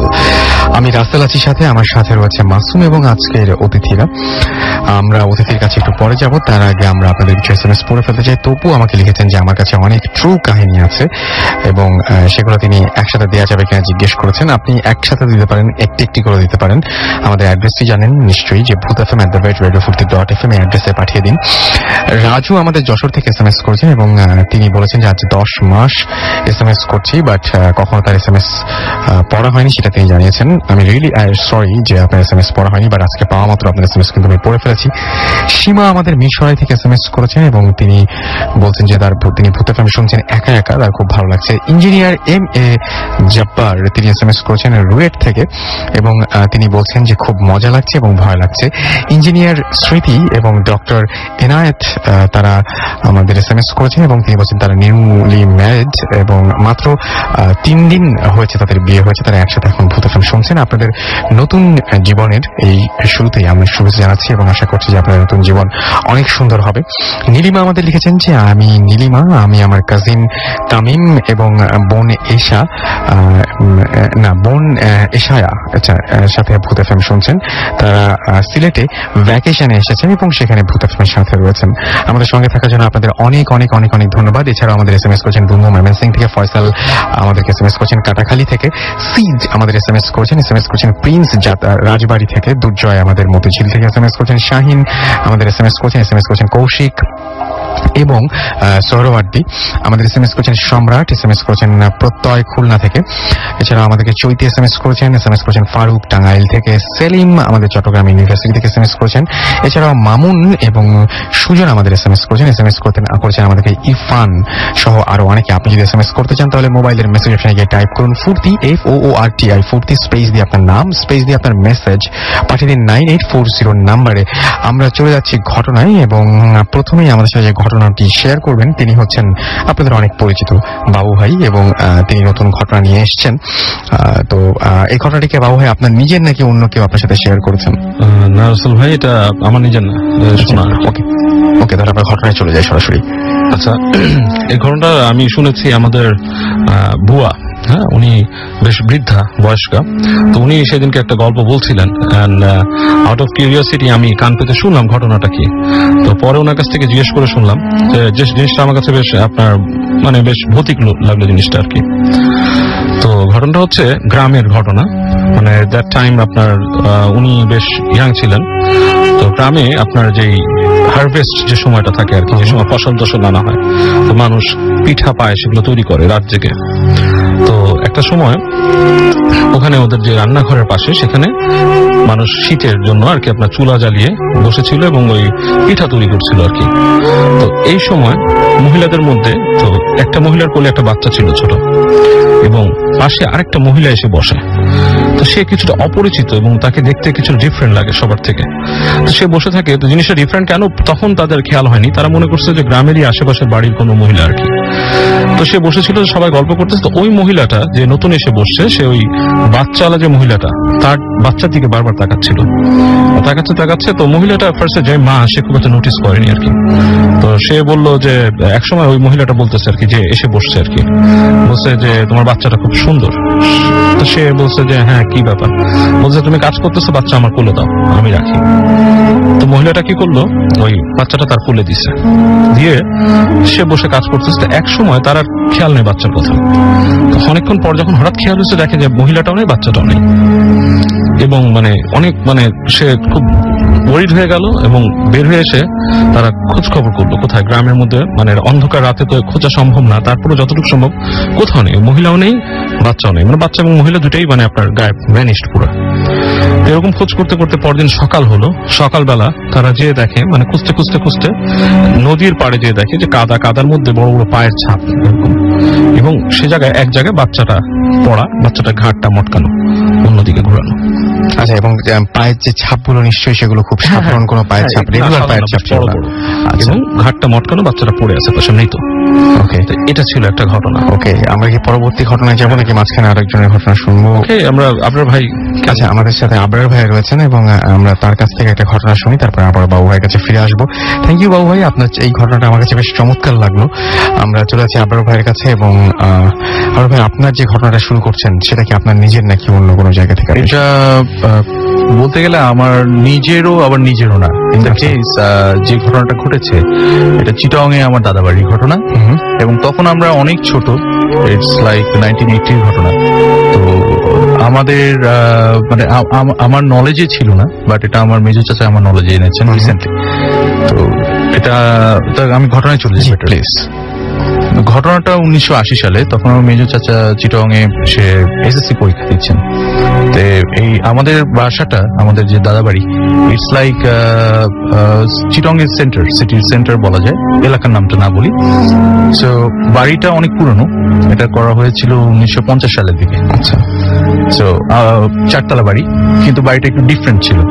বাড়িটা ছিল হচ্ছে আপনার ফার্স্টে বলতে গেলে বেশ বড়, ফার্স্টে শুরু হয় একটা বারান্দা দিয়ে, লম্বা বারান্দা, পুরো বাড়িটাকে কভার করে, এবং এন্ট্রান্সটা ছিল বারান্দা দিয়ে, এবং বারান্দার পরপরই পাশাপাশি আমার চাচার রুম, তারপর ড্রয়িং রুম, এবং সাইড দিয়ে একটা প্যাসেজ মেইন বাড়ির ভিতর ঢুকে গেছে।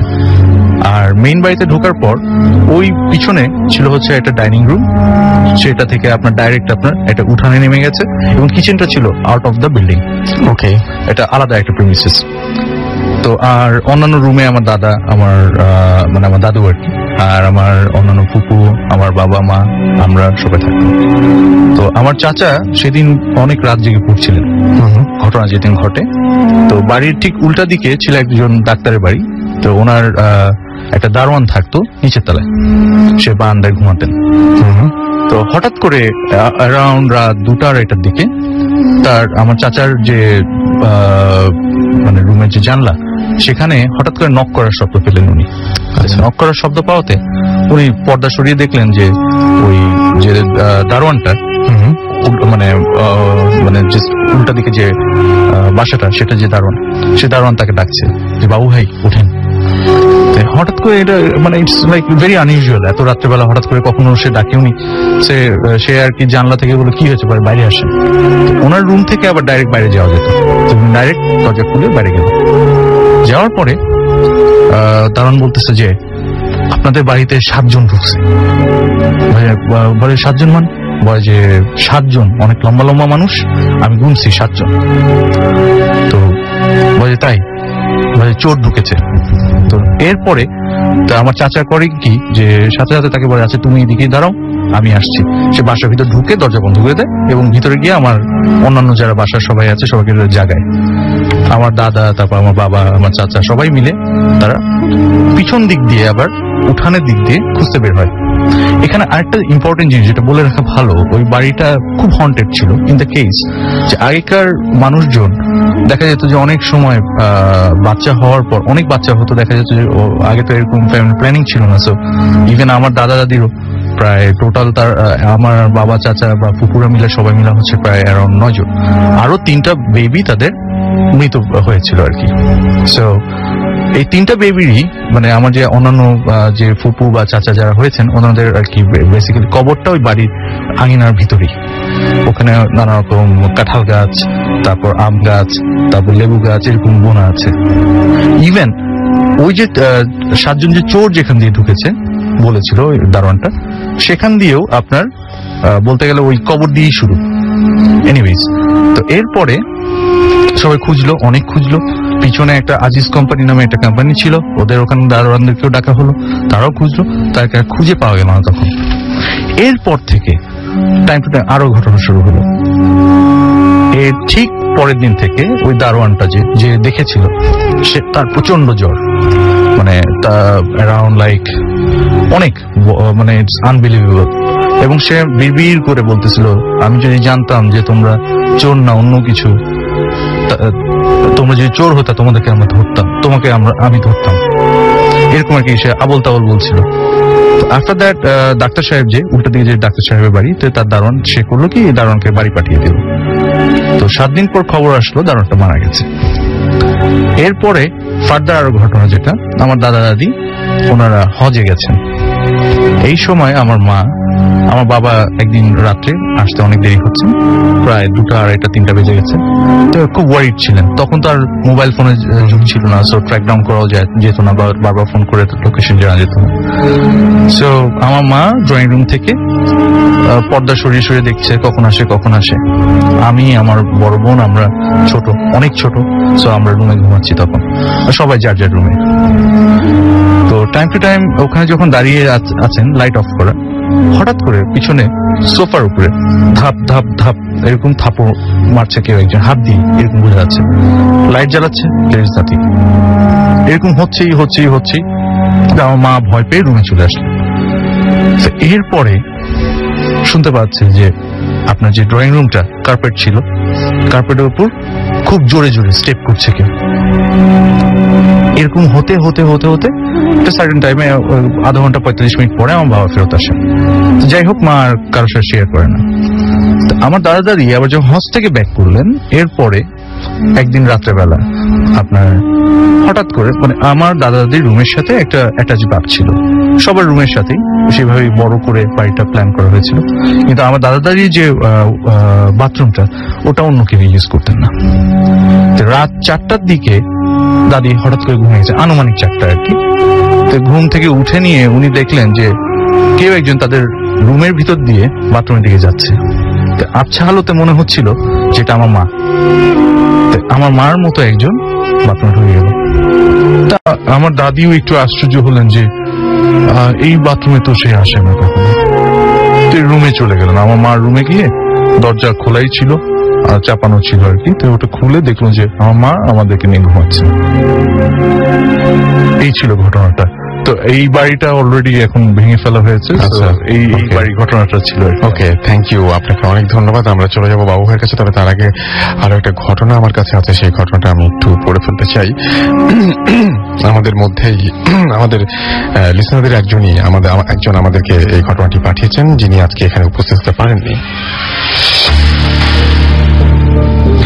আমি চলে যাচ্ছি ঘটনায়। মোহাম্মদপুর, ঢাকা থেকে স্বর্ণা আমাকে এই ইমেলটি করেছেন এবং তিনি বলেছেন যে আমার ঘটনাটা আমার কলিগের সাথে ঘটেছে। ওর ভাষাতেই বলছি। বরিশালের একটি গভর্নমেন্ট কলেজে আমি অনার্সের স্টুডেন্ট থাকতাম। মেসটা দোতলা এবং দোতলার একটা রুমে আমরা 4 জন থাকতাম। দোতলাতে 3টা রুম এবং লম্বা একটা করিডোর, এবং করিডোরের শেষ মাথায় 2টা টয়লেট প্লাস মানে টয়লেট অথবা বাথরুম। এবং প্রতিদিন আমরা সন্ধ্যায় টিভি রুমে আড্ডা দিতাম এবং ডিনার করে রাত 12টার পর বসতাম। সেদিন রুমে আমি শুধু একাই ছিলাম। অন্য রুমমেট গুলো বাড়ি ছিল এবং যথারীতি আমি পড়া শেষ করে টয়লেটে যাওয়ার জন্য বের হলাম। সব রুমে লাইট অফ, তাই করিডোরের খুব অন্ধকার মনে হলো। আমি টয়লেট শেষ করে রুমের কাছাকাছি আসতেই মনে হলো কে যেন খুব স্পিডে আমাকে পাস করে চলে গেল। বাট আমি কিছুই দেখলাম না। কোনো কিছু না ভেবে আমি রুমের লক করে দিয়ে লাইট অফ করে বেডে ঘুমিয়ে পড়লাম। হঠাৎ ঘুম ভেঙে গেল। মনে হলো আমার ঠিক সামনের বেডে এবং ডোরের পাশে কেউ শুয়ে আছে। ভাবলাম ভুল দেখছি। চোখ বন্ধ করলাম। এগেইন দেখলাম না, ভুল না, কেউ আছে। আমার রুমে তো কারো থাকার কথা না। অন্য কেউ থাকলেও আগেই বলতো। ভয় হলো, তবুও উঠলাম। আস্তে আস্তে ওই বেডের কাছে গেলাম। সত্যি চাদর মুড়ি দিয়ে কে যেন শুয়ে আছে। বড় বড় কালো চুল অন্ধকারে স্পষ্ট বোঝা যাচ্ছে। ভয়ে থরথর করে কাঁপছি। কাঁপা কাঁপা হাতে আমি তার কাঁধে হাত দিলাম। সে যেন আমার দিকে ফিরল। দেখলাম এক বিভৎস অবয়ব, সাদা বড় বড় দুইটা চোখ, পুরো মুখ কেমন যেন রঙের, ভয়ঙ্কর রং, আর একটি ভয়ঙ্কর সেই চাহনি। আমি চিৎকার করে সেন্সলেস হয়ে পড়ে যাই। পরদিন সকালে সেন্স ফেরার পরে সবকিছু বললাম সবাইকে, এবং ওরা বলল যে চিৎকার শোনার পর ওরা রুমে গিয়ে দেখে আমি আমার রুমের দরজা খোলা আর আমি ফ্লোরে পড়ে আছি। বাট আমার মনে আছে আমি রুম লক করেই শুতে গিয়েছিলাম। ওই ঘটনার পরে আমি মেস চেঞ্জ করি। এই ছিল ঘটনা, এবং এর পরপরই আমরা চলে যাচ্ছি আবারও বাবু ভাইয়ের কাছে। এবং তার আগে কিছু SMS পড়ে ফেলতে চাই। আমাদের রেজওয়ান আমাদেরকে গ্যান্ডারিয়া থেকে SMS করেছেন আমাদেরকে রাসেল পাকুন্দিয়া থেকে। এছাড়া আমাদেরকে আজিম SMS করেছেন, তিনি একা রুমে বসে শুনছেন। ডিএক্স ইমন আমাদের নারায়ণগঞ্জ থেকে SMS করেছেন। এছাড়া আমাদের SMS করেছেন সামির, SMS করেছেন আমাদেরকে জহুরা, এছাড়াও SMS করেছেন আমাদেরকে বাবু, SMS করেছেন কেয়া, SMS করেছেন আমাদেরকে মামুন, এছাড়াও আমাদেরকে SMS করেছেন সাইফুল্লাহ, রবিন আমাদের SMS করেছেন, সাথী SMS করেছেন নয়ন, SMS করেছেন শুভ নটরডেম কলেজ থেকে, কবির আমাদের জিঞ্জিরা থেকে SMS করেছেন, আমাদেরকে দিশা লালবাগ থেকে SMS করেছেন, তাহা আমাদের SMS করেছেন সাইম, তন্নি, দীপ্ত, আরিফ, সাজ্জাদ, শাহরিয়ার, আপন, উজ্জ্বল, হুসাইন, রাজি, সাজিব, এছাড়াও আমাদের SMS করেছেন শুভ, কবির সহ আরো অনেকে। আপনি যদি SMS করতে চান তাহলে মোবাইলের মেসেজ অপশনে গিয়ে টাইপ করুন ফুর্তি, FOORTI, ফুর্তি, স্পেস দিয়ে আপনার নাম, স্পেস দিয়ে আপনার মেসেজ পাঠিয়ে দিন 9840 নাম্বারে। আমরা চলে যাচ্ছি বাবু ভাইয়ের কাছে তার পরবর্তী ঘটনায়। থ্যাংক ইউ রাসেল ভাই। এই পরপর দুটো ঘটনা আছে কিন্তু ছোট ছোট। হ্যাঁ, আচ্ছা, ফার্স্ট ওয়ান এটা হচ্ছে রিশানের ঘটনা। Rishan his from Khulna. ও আমাকে ঘটনা বলছে ওর কাজিনের জীবনে ঘটে যাওয়া আর কি। He was involved in this at the first place. ওরা খুলনা থাকে, তো একদিন বিকালে আর কি ও আর ওর কাজিন রাজিক হেঁটে যাচ্ছিল রাস্তা দিয়ে। তো একটা কুকুর ওদেরকে ফলো করে আসে। তো আসার পরে ওদের পেছনে পেছনে হাঁটতে থাকে। তো যেটা হয়, ওরা চিপস খাচ্ছিল, তো চিপসের থেকে আপনার প্যাকেট থেকে চিপস নিয়ে কুকুরটাকে দেয়, রিশান দেয়। তো কুকুরটা খায় না, সে জাস্ট মুখ সরায় হাঁটতে থাকে। তো এই পর্যায়ে ওর যে কাজিন, সে ওখান থেকে কিছু চিপস বের করে কুকুরটাকে দেয়, কুকুরটা খায়। খাওয়ার পর ওরা হাঁটতে থাকে, দেখে কুকুর পেছনে আসতেছে। তো কিছুক্ষণ পরে ওরা ফিরে দেখে হঠাৎ করে যে কুকুরটা নাই, মানে জাস্ট ভ্যানিশড। সো এমন একটা জায়গা যেখানে কুকুর দৌড়ে গেলে বোঝা যায় বা হেঁটে চলে যেতে পারে, কিন্তু ওই গলিতে কুকুর যাওয়ার মতো কোনো জায়গা নেই। জাস্ট কুকুরটা all of a sudden vanish হয়ে গেছে। তো ওরা রাস্তার এদিক ওদিক ভালো মতন দেখে, কুকুরটা দেখে না। তো ছেলেটা, ওর রিশান কিন্তু বেশ বয়স না, he is in the school I think. So ওর কাজিনকে জিজ্ঞেস করে যে ব্যাপারটা কি হলো। তো কাজিনটা বলে কি যে আসলে এটা আমার জীবনে নতুন না, এর আগে এরকম একটা ঘটনা আমার সাথে ঘটছে, সেটা ছিল ঢাকায়। তো ঘটনাটা ছিল এরকম, একদিন সন্ধ্যার সময় একটা দোকান থেকে ও কিছু কিনতেছিল আর কি, রাস্তাঘাট বেশ কোয়াইট।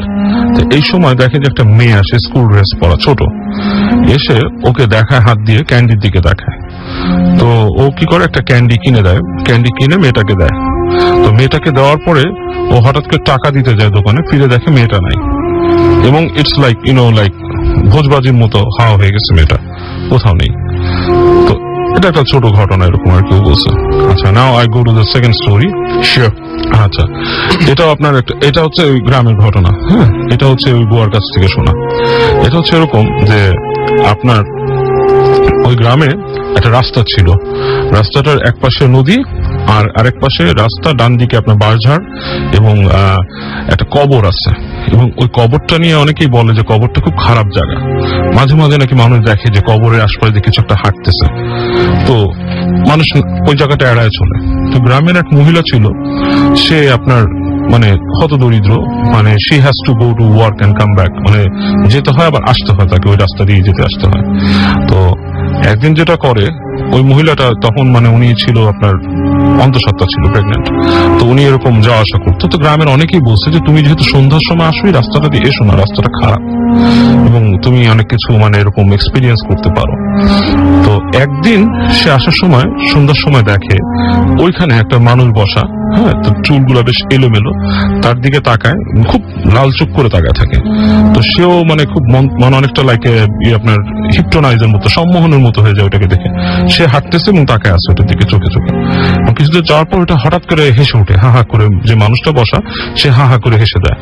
হাসার পরে সে বেশ ভয় পায়, ভয় পেয়ে সে তাড়াতাড়ি বাসায় চলে আসে। তো এরপর থেকে সে ওই রাস্তাটা দিয়ে কম যাতায়াত করতো। তো আফটার সার্টেন টাইম, মানে একটা নির্দিষ্ট সময় পর মানে তার বাচ্চা হয়। বাচ্চা হওয়ার পর সবচেয়ে ভয়ানক ব্যাপারটা ঘটে, দেখে যে বাচ্চাটা হচ্ছে মৃত। বাচ্চাটার কপালে আরেকটা চোখ আছে, দুটো চোখের সাথে কপালে আরেকটা চোখ, তৃতীয় আরেকটা চোখ আছে। এবং তখন সবাই বলে যে এটা আছে আসলে ওই যে কিছু একটা ছিল খারাপ জিনিস, সেটার ফলশ্রুতিতে এরকম হয়েছে। এটা একটা ঘটনা, এই দুটো ঘটনা ছিল। আমরা কি আবার তাহলে আপনার ভাইয়ের কাছে যাচ্ছি এবং তারপরে ফিরে আসছি আবার বাবু ভাইয়ের কাছে। তো আপনার ভাই আগে দুটো ঘটনা, একটা ঘটনা বলেছেন, এখন সেকেন্ড যে ঘটনাটি বলবেন সেটা কি আপনার নিজের নাকি অন্য কোথাও ঘটেছে? এটা আমার নিজের না, তবে আমাদের বাড়ির ঘটনা। বাড়ি মিনস আমার বাবার বাসা বাড়িধারাতে। এটা আমার ছোট ভাইয়ের কাছ থেকে শোনা, রুমান, ও আমাকে বলেছে। বিকজ টাইম টু টাইম এটা নিয়ে গল্প হচ্ছিল, ভূত নিয়ে নানা বিষয় নিয়ে গল্প হচ্ছিল। সে বলল যে আমি যে জিনিস এক্সপিরিয়েন্স করেছি ভাইয়া, এটা হয়তোবা আপনি জানেন না। তো সেদিন জাস্ট দুদিন আগে সে বললো আমাকে।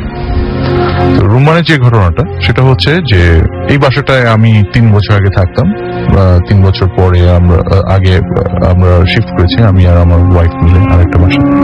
তো আমার বাবা, মা এবং ছোট ভাই থাকে বাড়িধারাতে। এই বাসায় ওর রুমটা ঠিক অ্যাপার্টমেন্টের মাঝখানে, দোতলায় থাকে ওরা। পাশের যে প্লটটা, মানে ইটস লাইক রোডের ফার্স্টের বিল্ডিংটাই, but next plot is vacant. তো এই ভ্যাকেন্ট প্লটটা নিয়ে ঘটনা আসলে, এবং বাসারও কিছু ঘটনা কালক্রমে আস্তে আস্তে এসছে। তো আমার ছোট ভাই এই বছর খানেক আগে একটা নতুন আর কি DSLR ক্যামেরা কেনে। তো কেনার পর মানে সবসময় রাত জাগছে, ব্রাউজিং করছে নেটে, টাইম টু টাইম দেখা যাচ্ছে যে বারান্দায় যাচ্ছে, নানা রকম রাত্রেবেলা ছবি তোলার চেষ্টা করছে, এরকম আর কি একটা ঘটনা। তো ওই যে ঘটনার দিন, ফার্স্ট যে ঘটনার দিন, সেদিন সে ওই রাত্রেবেলা বারান্দায় গিয়ে DSLR দিয়ে নানা কিছু টেস্ট করছিল, ছবি তুলছিল নানা অ্যাঙ্গেল থেকে, নানা শাটারে।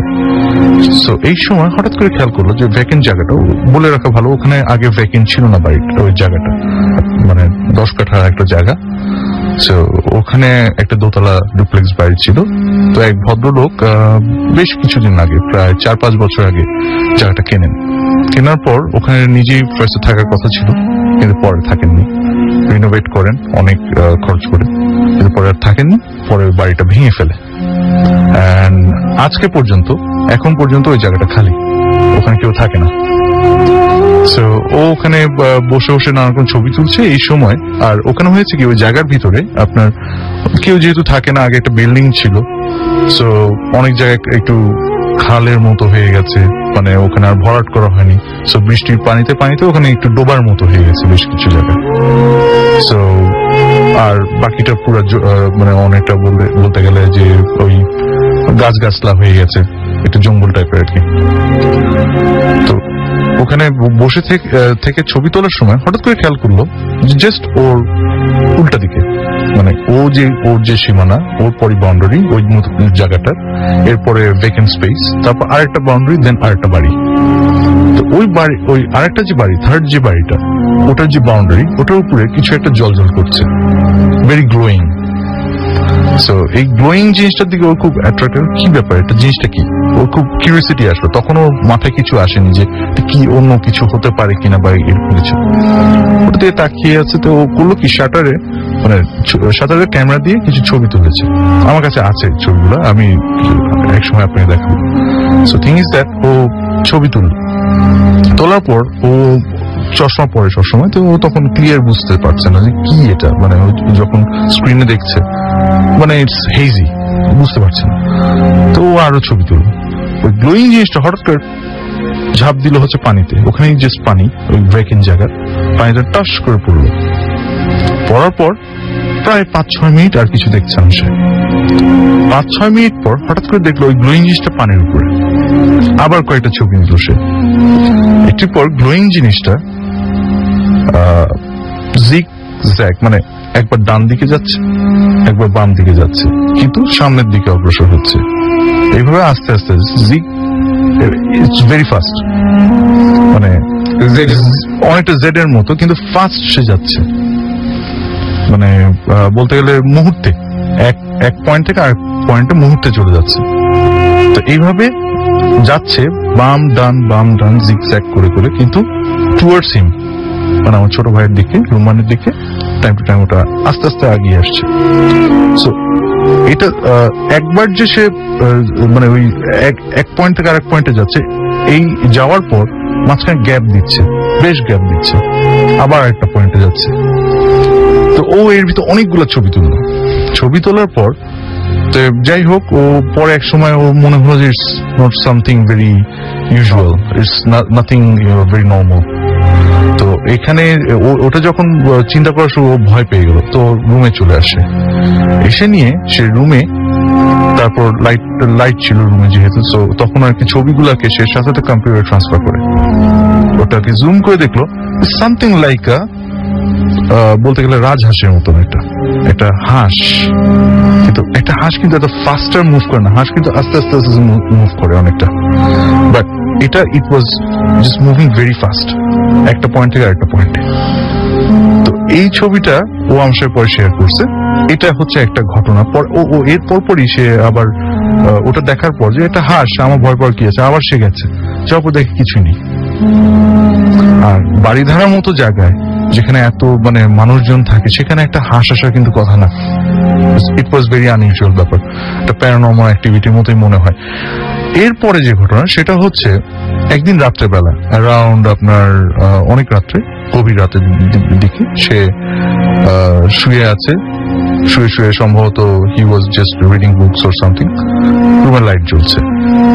তো উপরে অ্যাপার্টমেন্টে খুব দৌড়াদৌড়ি করছে, মানে মনে হচ্ছে একটা বাচ্চা অনেক দৌড়াদৌড়ি করছে। আবার একটু পর সে শুনতে পেল যে শুধু দৌড়াদৌড়ি না, সাথে আবার কিছু ঝিনঝিন এরকম শব্দ সে পায়। সো যাই হোক, ওই রাতে আর সে কিছু নোটিস করেনি, মানে এটা নিয়ে আর তেমন একটা অ্যানালাইজ করেনি। So after that morning A say caretaker যে আছে তাকে বললো যে কি ব্যাপার, আমাদের উপরে কে থাকে। ইটস ভেরি ইউজুয়াল যে বাড়িধারাতে বা গুলশান বনের এদিকে পাশের ফ্ল্যাটে কে থাকি এটা আমরা তা জানি না। তো এনিওয়েজ, সো সে যখন কোয়ারি করলো তখন বললো কেন স্যার কি হয়েছে। তো তখন কেয়ারটেকারকে বললো যে না, রাত্রেবেলা অনেক দৌড়াদৌড়ি করছে একটা বাচ্চা সম্ভবত, কে থাকে ওখানে। স্যার তখন কেয়ারটেকার হাসতে হাসতে বললো যে স্যার উপরে তো কেউ থাকে না, it's vacant for last 6 months, কেউ ভাড়া নেই উপরে, আর আপনার তো এরকম শোনার কথা না।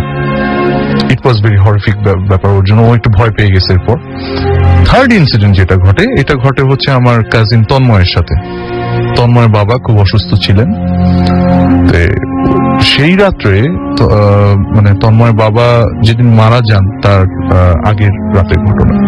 এর আগে 2-3 দিন ধরে বেশ দৌড়ঝাঁপ যাচ্ছিল তন্ময়। তো ওই রাত্রে হসপিটাল ডিউটি শেষ করে তন্ময় চলে আসে হচ্ছে আমাদের বাসায়, মানে বাড়িধারের বাসায়। রুম্মান ওই দিন আর বাসায় ছিল না। রুম্মানের রুমে ও ঘুমাতে যায়। ও খুব টায়ার্ড ছিল, শুয়ে পড়ে, কোনো ফ্যান চালায়নি, এসি চালায়নি, গায়ে কোনো লেপ তোষক বা কিছুই দেয়নি, সে ঘুমিয়ে যায়। যখন সে সকালে ঘুম থেকে ওঠে, এন্ড রুম ওয়াজ লকড, সে যখন সকালে ঘুম থেকে ওঠে তখন সে দেখে খুব ঠান্ডা লাগছিল তার, দেখে যে এসি চলছে, ফ্যান ফুল ফ্লেজের চলছে, এন্ড বেডটা উল্টানো ও ফ্লোরের উপর পড়ে আছে। এই ছিল আমার বাড়িধারার ঘটনা। আপনাকে অনেক ধন্যবাদ আপনার দুটো ঘটনার জন্যই। আমরা চলে যাবো একটা ছোট্ট ব্রেকে, এবং ব্রেকের পরে আবারও ফিরে আসবো। সো আমাদের সঙ্গে থাকুন, স্টে টিউন টু রেডিও ফুর্তি এন্ড ডোন্ট স্টপ দ্য ফুর্তি। ফুর্তি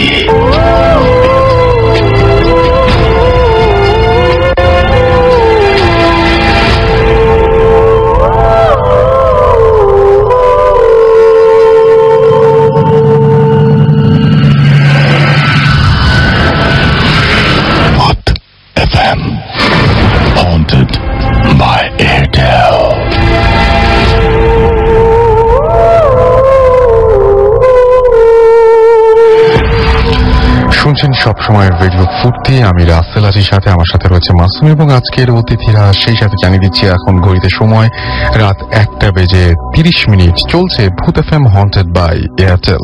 পাচ্ছি আপনাদের অসংখ্য SMS। সেই সাথে আমরা একটার পর একটা ঘটনা আপনাদের শুনিয়ে যাচ্ছি। এই ফাঁকে বলে রাখি যে আনফর্চুনেটলি যদি আজকের এই এপিসোডটি কেউ মিস করে ফেলেন তাহলে চিন্তার একেবারেই কোনো কারণ নেই। আপনি এয়ারটেল এম রেডিওর মাধ্যমে আবারও এই এপিসোডটি চাইলেই শুনতে পারেন, বা যে এপিসোডটি আপনি মিস করেছেন বা যে এপিসোডটি আপনার পুনরায় শুনতে ইচ্ছে করে সেই এপিসোডটি আপনি শুনতে পারবেন। আপনাকে যেটা করতে হবে, আপনার এয়ারটেল নাম্বার থেকে ডায়াল করতে হবে 4040, সিলেক্ট করতে হবে চ্যানেল 22। তাহলে দেখবেন যে একের পর এক বিভিন্ন এপিসোডের অপশন আপনাকে দেওয়া হচ্ছে। যে এপিসোডটি মিস করেছেন বা যে এপিসোডটি পুনরায় শুনতে আপনার ইচ্ছে করে, আপনি যেখানেই থাকুন না কেন যে কোনো সময় সেটা শুনে ফেলতে পারেন। And now listeners can get the Bhoot FM tune, যেটা মাসুম এখন প্লে করছে। Bhoot FM tune as their caller tune, my tune from Airtel. Bhoot FM tune code is 92125 and you can activate it by sending SMS, type CT space 92125 and send it to 3123. ব্যাস এই সুন্দর টিউনটি আপনার হয়ে যাবে। তো যাই হোক, আমার কাছে বেশ কিছু SMS রয়েছে, সেই SMS গুলো পড়ে ফেলতে চাই। আমাকে সজীব SMS করছেন ঢাকা বাড্ডা থেকে এবং তার কাছে আজকের ঘটনাগুলো অনেক ভালো লেগেছে সেটাই তিনি জানিয়েছেন। সেলিম আমাদের চট্টগ্রাম ইউনিভার্সিটি থেকে SMS করেছেন।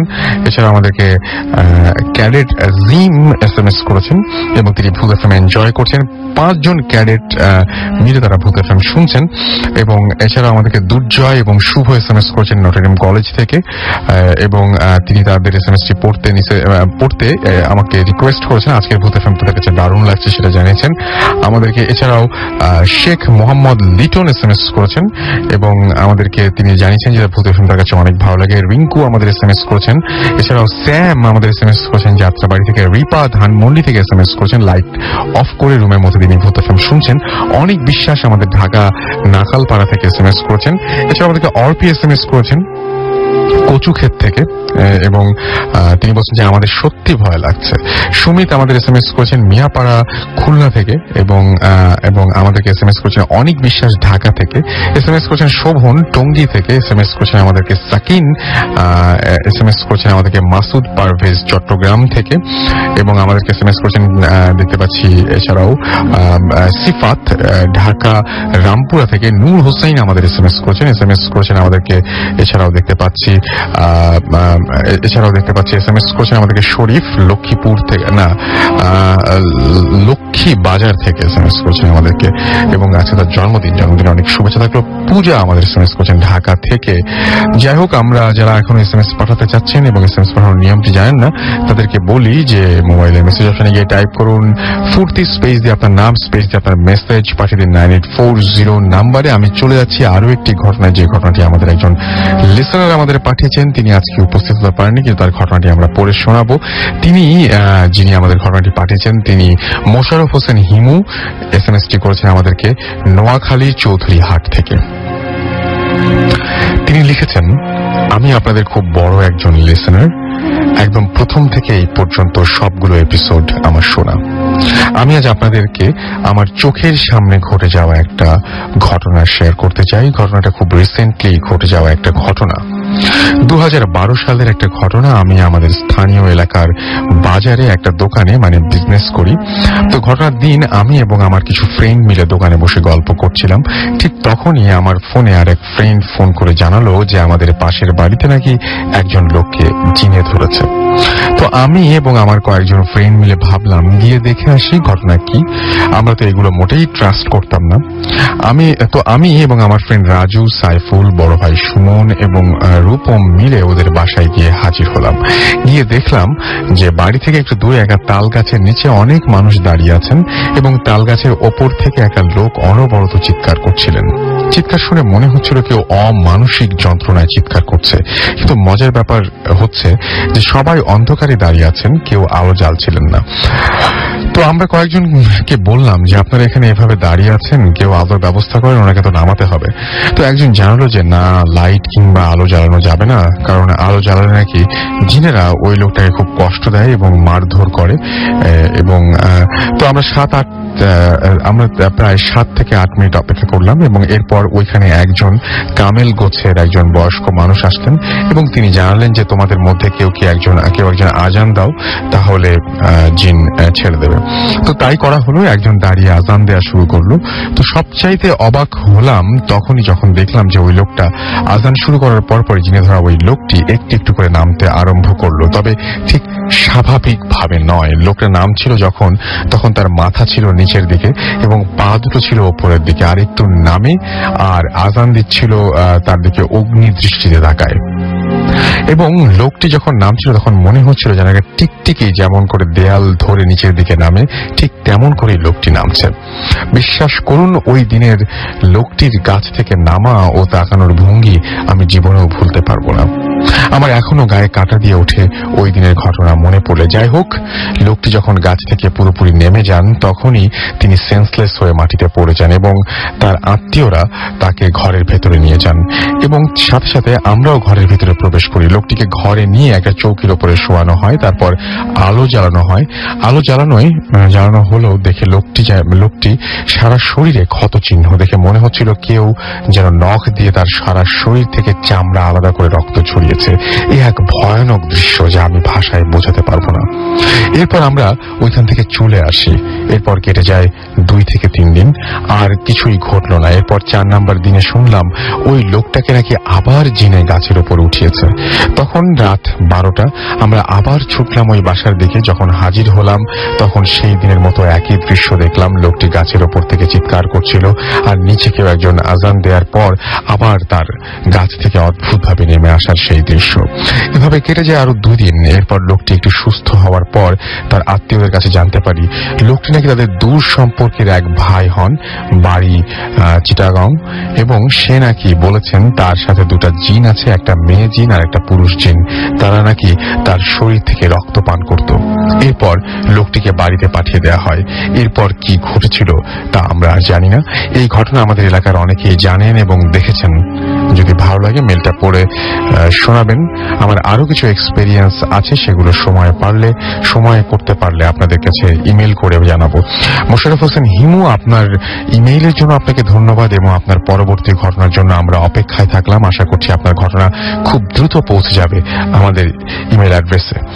যাই হোক, আমরা চলে যাচ্ছি এবার বাবু ভাইয়ের কাছে। তার কাছে একটা ঘটনা শুনবো এবং সেই ঘটনাটি কি এখানে ঘটা নাকি আপনার নিজের নাকি অন্য কারো? এটা অন্য জনের। আচ্ছা, এটা আমি ওনার নাম বলবো না কারণ ওনার নিষেধ আছে নাম। আচ্ছা, 70-এর দশকের ঘটনা। তো উনি আমাদের এক বড় ভাই আর কি, অবশ্যই বড় ভাই, 70-এর দশক উনি জানেন। আচ্ছা, তো উনি ওই সময় আপনার একটা জব করতেন, চাকরি করতেন। তখনকার দিনে আপনার দেখা যেত ওই যে প্রাইভেট কোম্পানি সেরকম মানে এস্টাবলিশ ছিল না আর কি। তো এরকম একটা সময় উনি ওই সময় একটা কোম্পানিতে উনি কাজ পান। তো এটা হচ্ছে প্রথম দিকে বিদেশিরা যখন নাকি কিছু আর কি আপনার এই মানে প্রথম বাংলাদেশ যখন ডেভেলপ করছে ওই সময়কার কিছু সার্ভে এন্ড এই ধরনের উপর কাজ করে। তো উনি ওগুলো একটা ফার্মে বা একটা অফিসে আর কি কাজ করেন আর কি। তো ওনাকে পাঠানো হয় উত্তরাঞ্চলে একটা কাজে, একটা সার্ভের জন্য। তো উনি ওখানে যান। যাওয়ার পরে উনি যে গ্রামটা যান আর কি, সেখানে উনি পৌঁছান ঠিক সন্ধ্যার দিকে। তো সন্ধ্যার দিকে যে উনি মানে আগে কোনো প্রিপারেশন ছিল না যে ওখানকার কোনো আপনার ডাক বাংলো বা কোথায় উনি উঠবেন। তো উনি যান, যে খোঁজ করেন, করে দেখেন যে সেরকম কোনো মানে ব্যবস্থা ওখানে নেই। একটা আপনার আছে মানে যেখানে থাকে অনেকে, কিন্তু এটা সম্পূর্ণ ফিল্ড, ওখানে কেউ নাই। তো উনি কোনো হোটেলেরও সন্ধান পান না, যেহেতু নিতান্ত পাড়াগা টাইপের জায়গা। তো উনি খুব কনফিউজড হয়ে যান, খুব মানে আপনার দিশেহারা হয়ে যায় কোথায় থাকবে উনি, এবং এর মধ্যে সন্ধ্যা হয়ে আসতেছে। তো উনি হেঁটে হেঁটে আসতে আসতে একটা জায়গায় আসেন। তখন ধরেন যে সময়টা ঠিক গোধূলির পরে, আধার মনে করেন ঘনে আসছে, প্রায় মানে ঠিক মানে অন্ধকার আগে আসার টাইমটা আর কি। তো যে দেখেন যে এক জায়গায় একটা বাঁশঝাড় আছে, বাঁশঝাড়ের অপর দিকে মানে মাঝখানে রাস্তা অপর দিকে একটা ছোট ঘরটা খুব জরাজীর্ণ অবস্থা আর কি। তো সেখানে একটা লোক দাঁড়ায় আছে, মানে আপনার ঠিক দাড়িওয়ালা, সাদা দাড়ি এবং বেশ লম্বা টাইপের। তো সে দাঁড়ায় আছে। তো উনি দেখে জিজ্ঞেস করে যে চাচা এখানে কি থাকার কোনো ব্যবস্থা কোথাও আছে? আমি অন্য জায়গা থেকে এসেছি, এখন রাত হয়ে গেছে, থাকার কোনো ব্যবস্থা নেই, ভালো হচ্ছে না। তো উনি ওনার কোনো কথা না বলে জাস্ট ওই যে বাড়িটা আর কি, যেটা থেকে আঙ্গুল দিয়ে দেখা যায় আর কি। তো উনি দেখে উনি বলে কার সাথে কথা বলবো। তো সে ইশারায় ওনাকে ডাকে। তো উনি ওনাকে ফলো করে করে দেখে যায় আর কি। বাড়িটা ঢোকার একটা গেট ছিল, গেটটা ওই যে বাঁশ টাস দিয়ে তৈরি আর কি।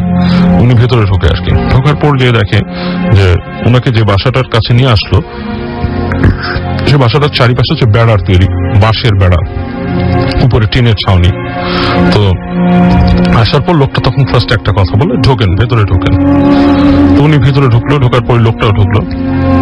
ঢোকার পর ওনার সাথে কথা না বলে ওনাকে ওই যে বিছানা আর কি, একটা চৌকি পাতা ছিল, চৌকিটা দেখা দিল। তো দেখলো চৌকির উপর কিছু নেই, জাস্ট একটা মাদুর পাতা, একটা চৌকি, আর পাশে দেখা যাচ্ছে একটা টেবিলের মতো আছে, এবং দূরে কিছু মটকা আর কি, মটকি, যেখানে নাকি ওই যে গ্রামের মানুষরা ধান টান এগুলো রাখে আর কি, এগুলো রাখা। তো উনি বললো যে আপনি কি, আমি কি এখানে থাকবো রাতে? হ্যাঁ। তো লোকটা বললো যে আপনি থাকেন, বলে ওই বুড়া লোকটা ওনাকে থাকতে দিয়ে চলে গেছে। তো আর কোনো কথা বলার চান্স পেল না। তো উনি খুব কনফিউজ, এবং ওনার আর কোনো চয়েসও ছিল না কোথায় যাওয়ার।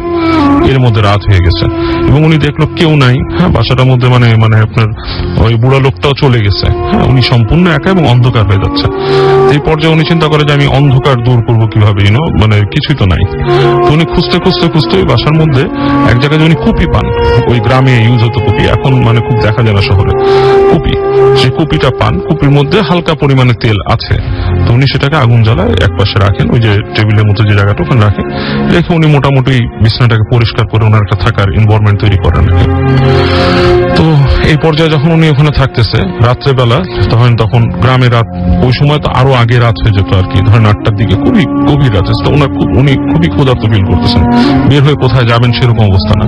তো উনি একবার করলো কি, ওই জানলা দিকে যখন তাকালো, দেখলো বাঁশঝাড়ের মধ্যে অসংখ্য জোনাকি জ্বলতেছে, অন্ধকার, কিন্তু বাঁশঝাড়টা মনে হচ্ছে যেমন আমরা বিয়ে বাড়িতে দেখি যে লাইটিং অ্যারেঞ্জমেন্টটা চেঞ্জ হয়, এরকম বিভিন্ন শেপ নিচ্ছে লাইটের, এরকম একটা সিন দেখলো। দেখে উনি খুব ভালোও লাগলো, আবার ভয়ও লাগলো, প্লাস উনি হাংরি। তো উনি করলো কি, গেট দিয়ে বের হয়ে আসলো, এসে ওই দরজাটার সামনে দাঁড়ালো। দরজার সামনে দাঁড়ায় উনি চিন্তা করছে কি খাবে। এই সময় উনি যেটা দেখে যে ওই বাঁশঝাড়ের ভিতর দিয়ে ওই বুড়া লোকটা বের হয়ে আসতেছে, এবং এটা একটু হরিফিক। উনি যেভাবে আমাকে বর্ণনা করছে, বলছে যে বুড়া লোকটা আসতেছে এবং হাত দিয়ে বাঁশ সরাচ্ছে আর কি, মানে 2 হাত দিয়ে বাঁশ সরায় সরায় লোকটা বের হয়ে আসছে, এবং উনি প্রচন্ড ভয় পেয়েছে সিনটা দেখে। তো বুড়াটা আসছে, এসে সামনে বলছে কি খানা খাবেন? তখন উনি বলছে জি আমার তো খাওয়া দরকার আছে, আমি কোথাও পাইলে আমি টাকা দিয়ে কিনে যদি খাওয়া যায় পাওয়া যায় এসে। তো বুড়া বলছে ভিতরে যান, বলে ওনাকে বুড়াটা হেঁটে চলে গেছে। তো উনি তাকায় দেখতেছিল যে বুড়া আবার ফিরে ওনাকে বলছে ভিতরে যান। তো উনি বাসার ভিতরে চলে আসে, আর দেখেন নেই কিছু। তুমি ভিতরে গেল। তো কিছুক্ষণ পরে 15-20 মিনিট পরে উনি দেখে ওই বুড়া লোকটা একটা প্লেটের মধ্যে খাবার, মানে প্লেট সাথে আর কি ওই একটা ইসের মতো, একাবের মতো, যেটার মধ্যে ভাত টাত নিয়ে আসে ওনাকে দিয়ে বলছে খান। উনি বলতেছে এটা পয়সা দিতে হবে না। তো আপনার ওই বুড়া বলতেছে খেতে বলছে খান। তো উনি আর কোনো কথা বলেনি, উনি ইতিমধ্যে বুড়ার ব্যাপারে বেশ ভয় পেয়ে গেছে। তো বুড়াটা খাবার রেখে চলে গেছে, উনি খাওয়া দাওয়া করছে, করে আপনার গেল, পানি নাই। হ্যাঁ, পানির ছিল। তখন উনি বের হয়ে গেল, বের হয়ে যেয়ে দেখলো যে ওই যে বাড়িটার কর্নারে একটা আপনার কুয়া আছে, কুয়ার ওখানে আপনার বালতি আছে। তো উনি বালতি তুলছে, বালতি দিয়ে পানি নিয়ে আপনার মুখ টুক ধুইছে, খাইছে পানি, পরে আবার কামবে মানে বাসায় এসে পড়ছে। আবার ফেরত এসে উনি বসে আছে, চিন্তা করতেছে যে ব্যাপারটা কি, মানে ওনার ভয়ে আসতেছে না। তো উনি ওই রাতের বেলা এক পর্যায়ে উনি জানলা দিয়ে তাকায় দেখলো যে ওই যে বুড়া লোকটা, তখন গভীর রাত, বুড়া লোকটা ঠিক ওই বাঁশঝাড়ের সামনে দাঁড়ায় হাত নাড়তেছে বিভিন্ন ভাবে, মানে বিভিন্ন অঙ্গভঙ্গি করতেছে সে, এবং হাত নাড়তেছে, এবং ওই উনার হাতের নড়াতে যে বাঁশঝাড়ের ভেতরে বিভিন্ন রকম কম্পন সৃষ্টি হচ্ছে, মানে ডিফারেন্ট টাইপের কম্পন সৃষ্টি হচ্ছে। এবং তারপর উনি যেটা দেখলো যে বাঁশঝাড়ের মধ্যে আরো কিছু মানুষ বের হয়ে আসছে, এবং সবাই ওরকম মানে সাদা পাঞ্জাবির মতো পরা, সবাই বের হয়ে আসছে। এসে বুড়ার সামনে দাঁড়ালো, বুড়া তাদেরকে কি ইনস্ট্রাক্ট করলো, তারা চলে গেল। এবং উনি আবার দেখলো যে বুড়াটা আস্তেই করে বাঁশঝাড়ের ভিতরে ঢুকে গেছে। তো এই পর্যায়ে উনি মানে খুবই ভয় পেয়ে লাস্টে মানে কিছুই করার নেই, উনি দোয়া দরুদ পড়তে পড়তে ঘুমায় গেছে ওখানে। তো সকালে উঠে উনি দেখে টেবিলের মধ্যে কিছুই নাই, there is nothing on the table. উনি আসলো, বের হলো, বাসার মধ্যেও কাউ নাই। বাঁশঝাড় দেখলো, সেরকম বাঁশঝাড় আছে। উনি তাড়াতাড়ি কাপড় চোপড় নিয়ে হেঁটে বের হয়ে গেছে, যে উনি হাঁটতে হাঁটতে বাজারে গেল। বাজারে যেয়ে বললো যে আমি এখানে থাকার জন্য আসছি, গতকালকে এখানে মানে কোথাও পাইনি, এখানে একটা ওই যে ইসের বলো, ওইটা বাসাটা তো পড়ে আছে, ওখানে তো কেউ থাকে না, ওখানে অনেক আগে মানুষ থাকতো, বাসাটা পরিত্যক্ত, আর আপনি ওইখানে কি জন্য থাকছেন, জায়গাটা খুব একটা মানে বাজে জায়গা, ওখানে অনেক ভৌতিক জিনিসপত্র হয়, এবং অনেক মানুষই ওখানে গেলে ওই বুড়ো লোকটাকে দেখে, রাস্তার মধ্যেও দেখে, ওই লোকটা আসলে মানুষ না, ওইটা অন্য কিছু। তো উনি প্রচন্ড ভয় পেয়েছিল। আচ্ছা, আমিও বেশ মানে মুগ্ধ হয়ে শুনছিলাম এবং সবচেয়ে অদ্ভুত ব্যাপার যেটা সেটা হচ্ছে যে সবাই যদিও বলছে যে বাজে জায়গা, কিন্তু ওইখানে যে উনি উপকারী পেয়েছেন, উনি উপকারী পেয়েছেন। আমরা কোনো কিছু ভয় পেলে কিন্তু সেটাকে বাজে জায়গা বলি, হ্যাঁ সেটাই, কিন্তু মানে খুবই অদ্ভুত ব্যাপারটা। এবং মানে একজন লোক বিপদে পড়েছে সেখানে সে আতিথেয়তা পাচ্ছে, আমি পেয়েছি, আমি সেটাই বলতে চাচ্ছিলাম আর কি। যাই হোক, আমাদের সময় বলছে আমাদের শেষ করে ফেলতে হবে। আমি একটা ছোট দিতে চাই যে সবার জন্য বলছি যে আমি এবং আমাদের এই আবরার ভাই, আমরা দুজন মিলে একটা মানে আপনার টিম করেছি। টিমটার নাম হচ্ছে, আমরা নাম দিচ্ছি স্ক্যানার্স, এবং আমাদের সাথে আরেকজন আছে, মানে উনি আমাদের সাথে হেল্পিং এ থাকবে, আবরার ভাইয়েরই কাজিন তন্ময়। ও আমাদের ইনফরমেশন কালেক্ট করে হেল্প করবে। আমরা চেষ্টা করব যে বাংলাদেশের বিভিন্ন অঞ্চলে যেসব জায়গায় এই ধরনের মানে অধিভৌতিক ব্যাপার স্যাপার ঘটে সেগুলো সম্বন্ধে কিছু তথ্য কালেক্ট করার যে আসলে কি এরকম কিছু ঘটেছে কিনা, বা মানুষের মতামতটা কি। ইটস নট লাইক ইনভেস্টিগেশন ঠিক না, বাট মতামত কালেক্ট করা, এক্সপেরিয়েন্স গুলো জানবেন এবং আমাদের সাথে শেয়ার করবেন, এবং এটা ভিডিও ফুটেজ আমরা ধারণ করব যতটুকু পারা যায়। তো ফার্স্ট আমরা যেটা শুরু করবো একটা এলাকা দিয়ে, ঢাকা শহরে, একটা ছোট্ট একটা হিন্স দেই। আমরা যে খবরটা সেখানে পেয়েছি যে সেই জায়গায় নাকি গভীর রাতে 3টা জিন এসে রাস্তার মধ্যে চলাফেরা করে, অনেকে ভয় দেখায়, এবং তারা মানে খুবই মানে বামন টাইপের এবং মাটি দিয়ে আর কি আপনার হামাগুড়ি দিয়ে চলাফেরা করে। ওকে, তাহলে আমরা খুব দ্রুত আমরা সেই মানে খুব তাড়াতাড়ি সেরকম কোনো ঘটনা আমরা শুনছি ইনশাআল্লাহ। ওকে, থ্যাংক ইউ সো মাচ, এবং আমাদের জন্য এটা আসলে অনেক বেশি ভালো হবে। থ্যাংক ইউ বাবু ভাই, থ্যাংক ইউ আবরার ভাই, এবং আমরা সবাইকে বলছি যদি কেউ জানেন এই ধরনের কোনো খবর আপনাদের কাছে থাকে, রাসেল ভাইকে জানালে আমরা জানতে পারবো। হ্যাঁ, আমরা তাহলে আপনাদের সমস্ত হন্টেড প্লেসের ঘটনা আপনারা জানেন, ঠিকানা জানেন, আমাদেরকে যদি ইমেইল করে দেন, আমরা তাহলে বাবু ভাই এবং আবরার ভাইয়ের কাছে দিয়ে দিতে পারবো, এবং তারা এসে যদি সেখানে সত্যি কিছু পান তাহলে আমাদের সাথে সেই ঘটনাটা শেয়ার করতে পারবেন। এটা খুব ভালো একটা উদ্যোগ, আপনারা চাইলে আপনারাও কিন্তু এরকম উদ্যোগ নিতে পারেন। এবং সেই সাথে আমি তো বলি, যারা ঘটনা বারবার করে শেয়ার করতে চান, ভালো ঘটনা হলে আপনারা বারবার আসবেন, এবং এরকম ধরনের কোনো ঘটনা যদি থাকে আপনারা যদি স্টুডিওতে এসে শেয়ার করতে চান সেটাও করতে পারেন। তবে আপনাদের এই উদ্যোগের জন্য অনেক ধন্যবাদ। আর আবরার ভাই একটু উনি লেট হিম। হ্যাঁ, শিওর, নো প্রবলেম। ওকে, তো আমরা মোটামুটি শেষে চলে এসেছি, এবং আবরার ভাই লাস্ট মানে আমাদের সঙ্গে, আপনাকে অনেক ধন্যবাদ এরকম একটা উদ্যোগ নেওয়ার জন্য। ধন্যবাদ আপনাকে। দুজনে অনেক ব্যস্ত মানুষ, তারপরে এরকম একটা উদ্যোগ নিয়েছেন। আমার এখানে আসলে কিছুই নতুন করে বলার নেই, অলরেডি বাবু ভাই ইন্ট্রোডাকশন যেটা বলার সেটা বলে ফেলেছে। এখন আসলে আমাদের যারা শ্রোতা, যারা ভূত এফএম নিয়মিত শ্রোতা, ওনাদের সহযোগিতা আমাদের দরকার প্রথমত। হ্যাঁ, সেটাই, মানে তারা আপনাকে ইনফর্ম করলে আপনারা সেখানে গিয়ে হয়তো আমাদেরকে না, বিশেষ করে ভূত এফএম কে যদি ইনফর্ম করে, সেটা আমি বললাম যে হ্যাঁ, আমরা তাহলে আমরা জানতে পারবো। এছাড়াও আমাদের সোর্সেস থেকে আমরা চেষ্টা করবো কারণ ইনফরমেশন পেয়ে আমরা ইভেন ফেসবুকে যদি কেউ জানাতে চায়। ওকে, তো তার মানে বুঝতেই পারছি যে আপনারা বারবার আসতে পারবেন, এবং যত ঘটনা হবে তত বেশি আমাদের জন্য মঙ্গল। যাই হোক, আমরা শেষ করব এখন, এবং আমরা আগামী সপ্তাহে আবারও ফিরে আসবো। আপনাদের ঘটনা অপেক্ষায় থাকলাম। আপনাদের ঘটনা পাঠাতে হবে কিভাবে সেটা নিশ্চয়ই আপনারা জানেন। আপনাদের ঘটনাগুলো পাঠিয়ে দিন bhuthfm@radiofurti.fm এই অ্যাড্রেসে, এবং আপনারা চাইলে আপনাদের ঘটনাগুলো শুরুতে অবশ্যই উল্লেখ করবেন যে আপনারা কি স্টুডিওতে এসে এই ঘটনাগুলো শেয়ার করতে চান, নাকি আপনারা চান যে আমরা আপনাদের ঘটনাগুলো পড়ে শোনাই। আপনারা অডিও ক্লিপও চাইলে পাঠাতে পারেন, এবং অডিও ক্লিপ আপনাদের ঘটনাটা আপনারা অডিও ক্লিপ পাঠাতে রেকর্ড করতে পারেন জাস্ট আপনার মোবাইল ডিভাইসের মাধ্যমে। এটা কোনো বড় প্রবলেম না। আর আমরা সামনে তো একটা হন্টেড প্লেসে যাচ্ছি, সেখানে কি ঘটে আমাদের জন্য দোয়া করবেন, এবং সেই ঘটনাগুলো যেন আমরা মানে সেখানে যে যেন কোনো ঘটনা আমরা পাই আর কি, মানে কোনো কিছু পাই। এবং আমি যত আশা করি যে আমাদের সেই যাত্রাটা সফল হবে, এবং ফিরে এসে আপনাদের জানাতে পারবো যে সেখানে কি ঘটেছে না ঘটেছে। যাই হোক, হন্টেড প্লেসে সবাই গেলেও আমি আপনাদের সঙ্গেই থাকছি, এবং আমি জানিয়ে দিব যে ওখানে কি ঘটছে না ঘটছে। সো সেই পর্যন্ত আগামী সপ্তাহে একটা মানে কি বলবো, সেরকম ঘটনা ঘটার প্রত্যাশায় আমরা সবাই আছি, এবং সেই সাথে এই সপ্তাহ জুড়ে অপেক্ষা করছি আপনাদের ইমেইলের জন্য। আমাদের ইমেইল পাঠিয়ে দেবেন bhuthfm@radiofurti.fm অ্যাড্রেসে। আজকের মতো এখানেই শেষ করছি, আগামী সপ্তাহে আবার ফিরে আসবো। আজকের মতো এখানেই